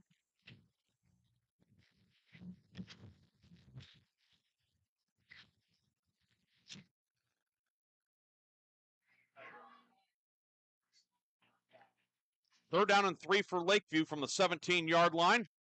And it's an end around coming to Boer, trying to get around the left side. Boer upfield, stumbles forward and gets the first down out to the 25-yard line. Boer picks up 8, and Lakeview has its 4th third down conversion of the night. Yeah. Ball carrier. You needed that, right? It's just any little thing here, any kind of sign of life here is what Lakeview's looking on the for. stop for Sharpsville. Got to score in a hurry, but you got to start somewhere. 25-yard line. Clock under 5 minutes to go in this one. Ball up to the 25-yard line. Lakeview breaks the huddle. Lakeview returns to Region 2 play next week at Greenville. Sharpsville will be home to Mercer in Region 1 play. Okay. 1st and 10. Handoff is to Skiles. He's going to pull up and throw. Skiles looking downfield for Boitnott, and it is incomplete. Batted away. Cadman got a hand in there to break it up. It'll be 2nd and 10 at the 25-yard line. Cadman had a really good shot at a good angle. Not incomplete. Kind of away by Cadman. Just looked away from the football last second, knocked it away, but probably he's thinking, wow. Ball comes back to the 25-yard line, 2nd down. So it'll be 2nd and 10 at the 25. Clock stop with 4:22 to go.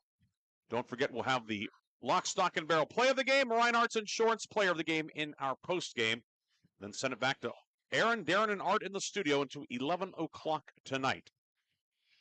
Boer, Boitnott, and Julian Zach will come wide right. Boitnott is the outside man. Skiles wide left. Leighton Zackrell in the shotgun. And Zackrell will keep it over the left side on the option. Now cuts back to his right. Zackrell has the first down, dumped by Brennan Huffman, but Zackrell out to the 37-yard line. He'll pick up 12. And a first down for Lakeview. Yeah, great job by Zackrell. 35-yard line. Just able to kind of pick his way up the field and then find a spot. Spotted at the Lakeview 36-yard line. Get out there and get that first down for Lakeview. First down and 10. 34-15 the score.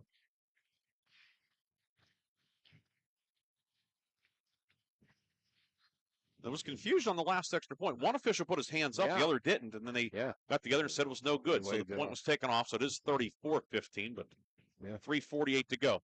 Handoff comes to Shell, dodges the man in the backfield. Shell upfield to the 50. Shell to the 45, and he'll be cut down out in the open by Jaden White. Gavin Shell, a nice run into Sharpsville territory to the 45. He'll pick up 18, his long run of the night. Yeah.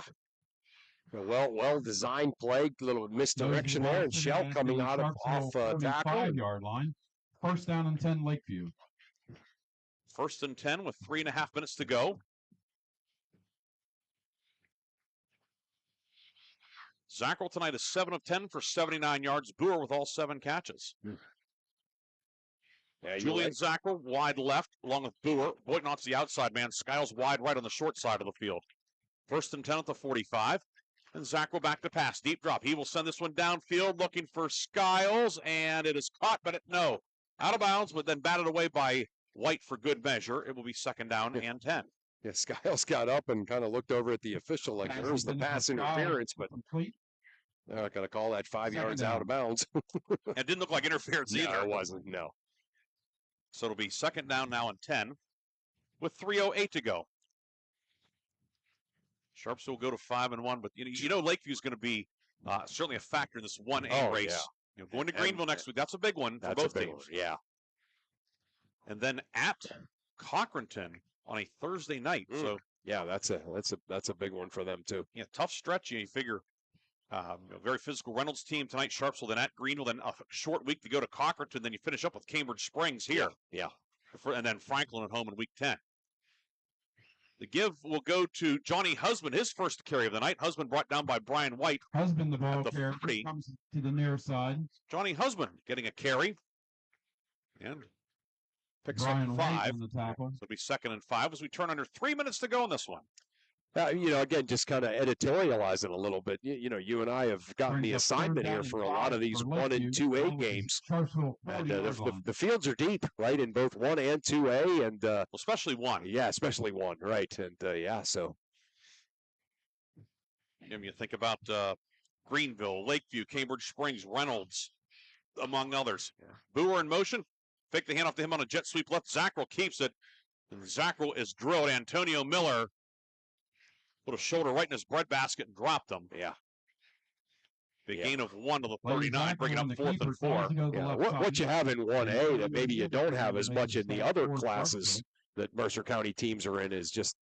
Ball to Blue Devil. Oh, geez, that's Zackrell. Zackrell was and we have an injury time on his way over and came down. He took a big hit from Miller, put his shoulder right, just a textbook tackle, and Zackrell down. So Owen Reynolds will come in and quarterback the 4th down play. But 1A and then of course 3A. Yeah, I think certainly Sharon Hickory would be the favorites now. But you look at Titusville, look at Fort LaBeouf. Right, certainly. Yes, a team that is factoring there.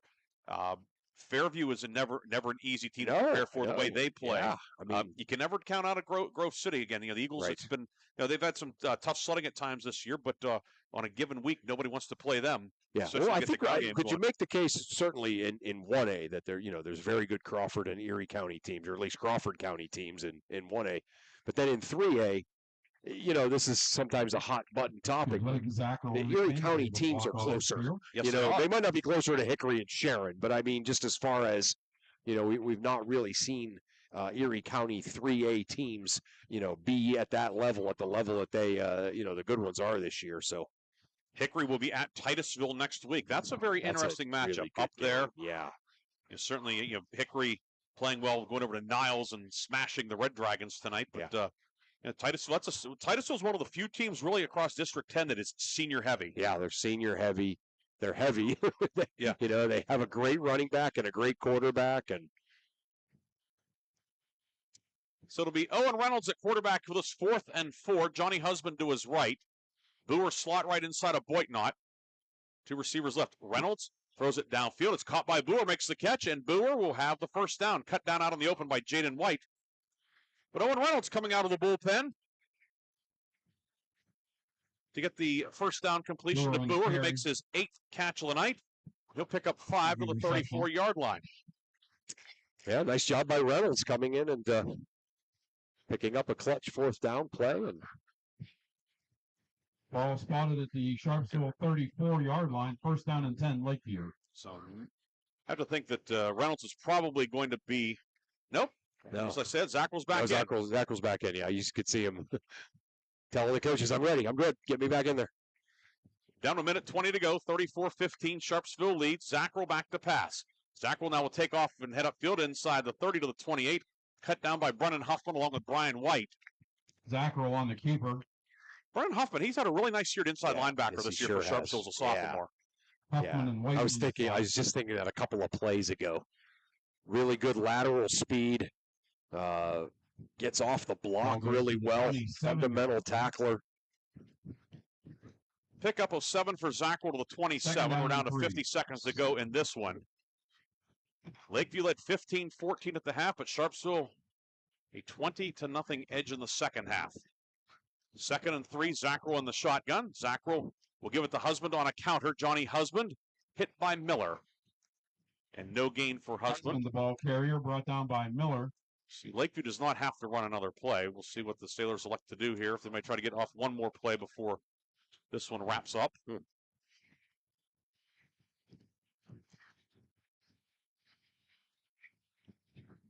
Down to 15 seconds to go. Sailors break the huddle. Julian Zackrell wide left. Skiles is a slot to the left. Boer slot right. Boy, not wide right. 5 seconds to go. Boer in motion. Hand off to Boer on a jet sweep. Trying to get outside of a block. A husband cuts back inside, and then Boer will be hit by Massey and dropped at the 24-yard line. And that is it. The ball game is over, and Sharpsville gets the win tonight, 34-15. Chris, great effort tonight from Lakeview, but Sharpsville just too strong in the second half. Just too strong in the second half, and again, just that, that script that they follow, right? So they control the clock, they pick up first downs, they wear you down along the line of scrimmage, and in the end, that's really tough to do something about. Yeah, so streaming the game for us here tonight. Yeah, your final tonight here at Lakeview High School. Sharpsville a winner, 34-15. We will come back with a full post game after this, right here on Sports Radio 96.7 and Sports Radio 96.7 Facebook. Cheerleaders for coming out this evening. The midgets and mites were here.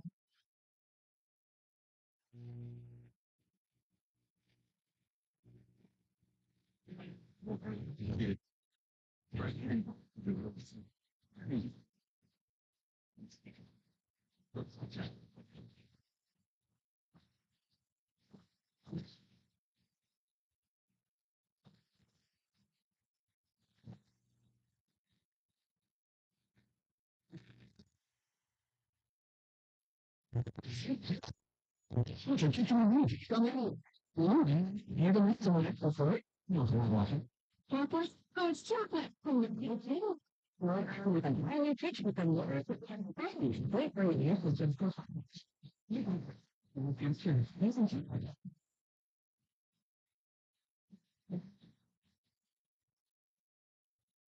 Homes and improvements or online at HornersConstruction.com. Are you or a loved one looking for a senior living residence offering independent living and personal care? In the Heritage at St. Paul Senior Living Community in Greenville is first for you. The Heritage offers standard of practice, provide the comforts of home, with as little or as much personal care as you need.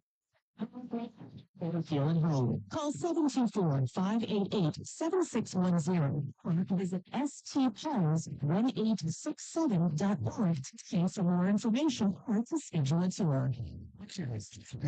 Friends, and someone offers a little company. Person who gave to you may not even know. Thinking it create your business overdose. Every day, nearly 300 Americans die from drug overdose. Make a fast. Be your own advocate. Contact Mercer County Behavioral Health Inc. in Mercer, PA at 724-662-2230 or visit cdc.gov/stop overdose. Brought to you by the Heritage Community Living Club and the Mercer County Opioid Settlement Fund. This is XYZ Insurance. How can I help? I have a question about my home policy. Okay, question about phone policy. Home policy. Okay, no policy. HOME, home. Technology is great, but sometimes it's better to talk with a real person. With Area Insurance, you have a caring, independent agent who's with you from beginning to end. MailerInsurance.com. Mailer Insurance, a Reinhardt's agency affiliate. Go to EerieInsurance.com for company life insurance product details. The fifth quarter show is brought to you by Reinhardt's Insurance. Insurance solutions to help you accomplish your goals. And now, proud sponsors of the Player of the Game. We are back here tonight at Lakeview High School, where tonight Sharpsville defeats Lakeview 34-15. Ryan Briggs and Chris Birch with you tonight on Sports Radio 96.7. Thanks to our cameraman, Cole Kudiak. Great job, Cole. Appreciate your help. Look forward to working with you again down the road. And as you saw tonight, 34-15, your final in this one. It was 15-14 Lakeview at halftime, but Sharpsville outscoring the host Sailors 20-0 in the fourth quarter tonight, or the second half, to get the victory. We'll come back with the scoring summary, the stats, and our post-game awards on Sports Radio 96.7.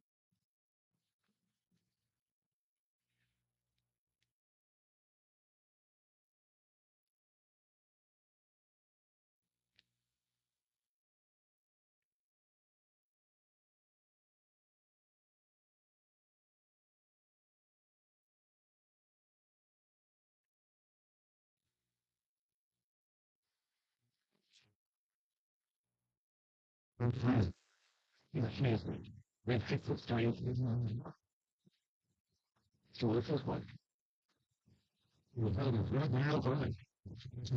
especially plenty of privilege, and some real luxury tools.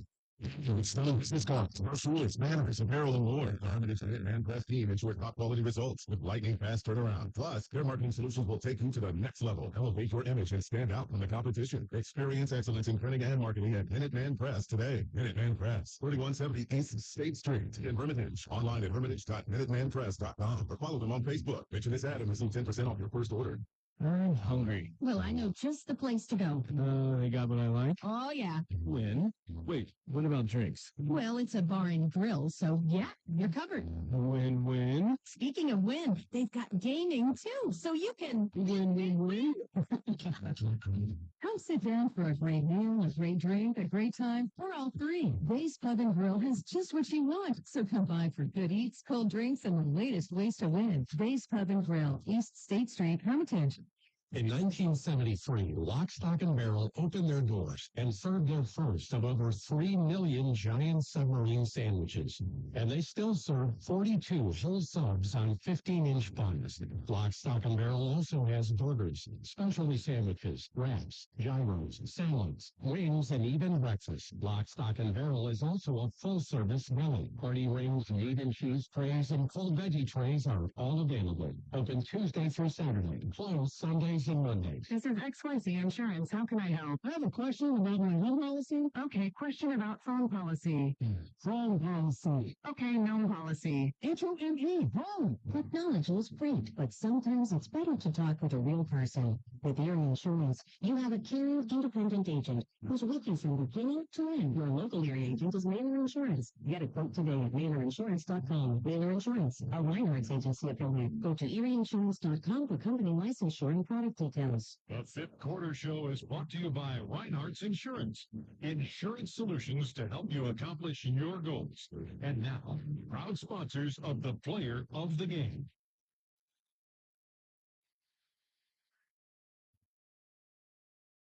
And we are back here one final time tonight on Sports Radio 96.7 and Sports Radio 96.7 Facebook. Ryan Briggs and Chris Birch with you. Art Shannon back in the studio. 34-15, your final in this one. Time now for the scoring recap in this one. It was Sharpsville taking the lead with 35 seconds to go in the first quarter. Gino Curry, a 5-yard touchdown run, capping a 14-play, 84-yard drive that used 8 minutes, 21 seconds. Rylan Piccarelli with the first of his 4 extra points, and it was 7-0 Sharpsville. The lead did not last long, however, as Sharpsville scored 21 seconds later. Leighton Zaccaro, a 14-yard touchdown run. That was set up by Braden Boer's 66-yard kickoff return to the 14. It was 7-6. Lakeview initially went for 1. Sharpsville penalized. Offsides. Lakeview went for 2 and got it. Blake Skiles scored on a 2-point run, and Lakeview had an 8-7 lead after 1 quarter. In the second quarter, Gino Curry scored the second of his 4 touchdowns, a 1-yard run. That came with 4:21 to go in the half. Piccarelli's extra point made it 14-8 after the 7-play, 50-yard drive that used 3:32. Lakeview answers, however. Leighton Zaccaro scores his second touchdown of the night. Came on a 4-yard touchdown run with 22 seconds to go in the half, capping an 8-play, 66-yard drive that used 3:59. Johnny Husband with the PAT, and Lakeview had a 15-14 lead at the break. Third quarter, Sharpsville comes out quickly, however. A 5-play, 69-yard drive that used 1:56. Jaden White scores from 15 yards out. Piccarelli's PAT made it 21-15. Lakeview was driving, but a fumble at the 35 turned it over. Sharpsville drove, was stopped on 4th and goal at the 1, but then Lakeview driving out was stopped on 4th and inches inside its own 30. Sharpsville took over at the 29-yard line. Gino Curry scored on a 13-yard run with 23 seconds to go. That came on the 4th play of the drive. Piccarelli's extra point made it 28-15. In the fourth quarter, Curry, his 4th touchdown of the night, it came with 6:07 to go. Extra point initially called good, then waved off as no good. Either way, 34-15 was the score, and that was the final tonight. Looking at the stats summary, on the Sharpsville side, the Blue Devils tonight, 226 rushing yards, 94 passing yards, 320 yards on 47 plays, 20 first downs tonight for Sharpsville. Wow. Lakeview 176 yards, 176 rushing, 84 passing for 260 yards. Lakeview 260 yards and a dozen first downs tonight. Individual numbers for Sharpsville. Quarterback Aiden Cadman, 5 of 5 for 94 yards. Jaden White, 3 receptions, 47 yards. Hayden McFeeters, a 31-yard catch. And Antonio Miller, 1 catch for 16 yards. Gino Curry, 22 carries, 120 yards, 4 touchdowns tonight. White ran 14 times, 103 yards. Cadman, 5 carries for 3 yards. On the Lakeview side, Leighton Zackrell, 7 of 11 for 79 yards. Blake Skiles 0 for 1. And Owen Reynolds 1 of 1 for 5 yards. Braden Boer made all 8 catches for 84 yards. Zackrell 18 carries, 102 yards, and 2 touchdowns tonight. Gavin Shell ran 6 times for 32 yards. Also tonight for Lakeview, Boer, 3 carries, 20 yards. Blake Skiles ran 3 times for 17 yards. Skiles, who led the county in receptions and receiving yards, did not catch a pass tonight. Johnny Husband, 2 carries for 5 yards. A few other numbers of note. Penalties, Sharpsville, 6 penalties, 41 yards. Lakeview, 5 penalties for 45 yards. And let's see what's there. Time of possession, Sharpsville, 25 minutes to 23, but it certainly seemed a lot wider than that tonight, Chris. Yeah, it sure did. And that, again, I think one of the key elements of the success of this Sharpsville team this season, and certainly tonight, has been their ability to control the clock by, you mentioned 20 first downs for Sharpsville. They just pick up first downs. They keep the clock rolling, and they just don't give you very many opportunities on offense. And that was really certainly the name of the game tonight. Lakeview 5 of 10 on third down. Sharpsville 1 of 5. Your final tonight, 34-15. Sharpsville gets the win to go to 5-1. Lakeview now 3-3. Time now for our post-game awards, and we will start off with the Lock, Stock, and Barrel play of the game. And we're going to go, Chris, what turned out to be the go-ahead score, was the go-ahead score. Yeah. That gave Sharpsville the lead for good. Jaden White's 15-yard touchdown run with 10:04 to go in the third quarter. Blue Devils were down a point. They moved downfield. White scored from 15 yards out to make it 21-15. And really, that drive, a statement drive, put Sharpsville on top to stay. And Jaden White doing what Jaden White has done all year. Yeah, that was. It was a statement drive, like you said. And, Jaden White, that was one of those runs where it was only 15 yards, but he made you go, wow, about 5 times on that run, finishing it off by running some people over to get into the end zone after a couple of great cutbacks. He's a special back, and that was a special play. Tonight's Lock, Stock, and Barrel play of the game, Jaden White's 15-yard touchdown run with 10:04 to go in the third quarter that gave Sharpsville the lead for good. That play will be entered into our Lock, Stock, and Barrel play of the year competition. At the end of the season, we will recognize one of our plays of the game as a Lock, Stock, and Barrel play of the year. So congratulations to Sharpsville's Jaden White with tonight's Lock, Stock, and Barrel play of the game. And now for the Reinhardt's Insurance Player of the Game Award, brought to you by Reinhardt's Insurance. And Chris, certainly a number of candidates. You look White over 100 yards again, also 3 catches, 47 yards. How about Aiden Cadman? 5 of 5, 94 yards. On the Lakeview side, Leighton Zackrell rushing for over 100 yards. But tonight we go with the freshman, Gino Curry, 120 yards. Not 1, not 2, not 3, 4 touchdowns tonight.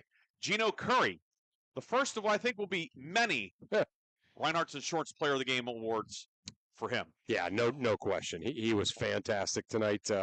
Doing his, as I mentioned, his Craig Ironhead Haywood impression, just running people over. He's certainly got some great feet though too. It's not just all about running people over. And he was terrific. And every time Sharpsville needed a big play, he made one. The Reinhardt's Insurance Player of the Game is Sharpsville running back Gino Curry. And like all of our players of the game, Gino Curry has received a customized T-shirt courtesy of 2J's screen printing and gifts in Hermitage. So congratulations to Gino Curry, the Reinhardt's Insurance Player of the Game. Sharpsville the winner, 34-15. And with that, we will call it a night here at Lakeview. Thanks to Athletic Director Ryan Harold, Game Manager Gary Burke, Press Box Supervisor Chuck Moon. Thanks to everybody here. great spread of food here. We really appreciated it. It certainly hit the spot about 6:15 tonight. Yeah. So we appreciate that. Cole Kudiak running the video camera tonight, doing a great job. Great to work with Cole tonight here at Lakeview. Thanks to Art Shannon back in the studio as well. Art doing a terrific job as always. Also thanks to Bob Greenberg, our sports director and sales manager. He and Mark Slazak had the Farrell win over Wilmington on 790 WPIC. Well, Chris, when we reconvene here on for high school football, it will be October. Yeah. You know, you and I, we will be working a college game tomorrow night. Grove City hosting Allegheny at 7 o'clock. So you go home and get well rested for that, and we'll be together tomorrow night doing that, and then we'll be back somewhere next Friday night in the Mercer County area, and what will be looks to be an outstanding Week 7 slate of games. Yeah, no doubt. It really starts to get the region races really start to heat up next week. So, yeah, I had a lot of fun with you tonight. Looking forward to tomorrow and next Friday. For my partner, Chris Birch, this is Ryan Briggs saying so long from Lakeview High School. Sharpsville will come from behind 34-15 win tonight on Sports Radio 96.7 and Sports Radio 96.7 Facebook.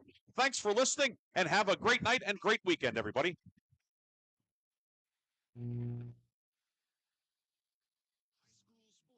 On the Cumulus Sports Network, tonight's game has been brought to you by Bill McCandless Ford in Mercer and Meadville. The Reinhardt's Agency. It's not the insurance they sell, it's the service that makes them better. Mancino's Driving School, where safe driving starts. Lock, stock, and barrel. Serving giant subs since 1973. Cash Dollar and Associates, where they have the client and only the client in mind. Shell Restoration, the area's #1 roofing, siding, windows, and gutter installer. Warner's Homes and Improvements, making dreams come true since 1958. St. Paul's in Greenville, a senior living community. Grove City Area Federal Credit Union, banking but better.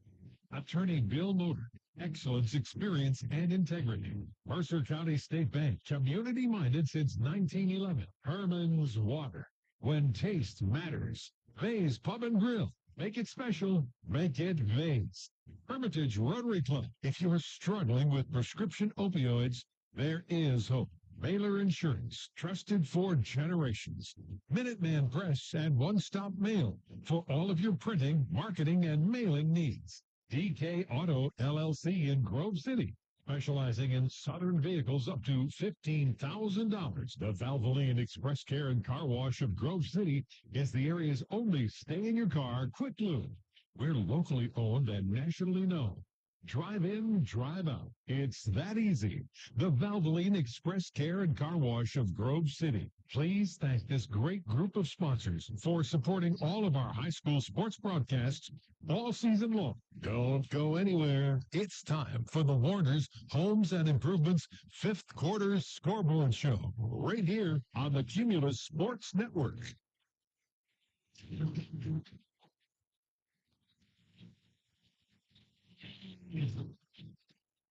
5 seconds, 4 seconds, 3 seconds.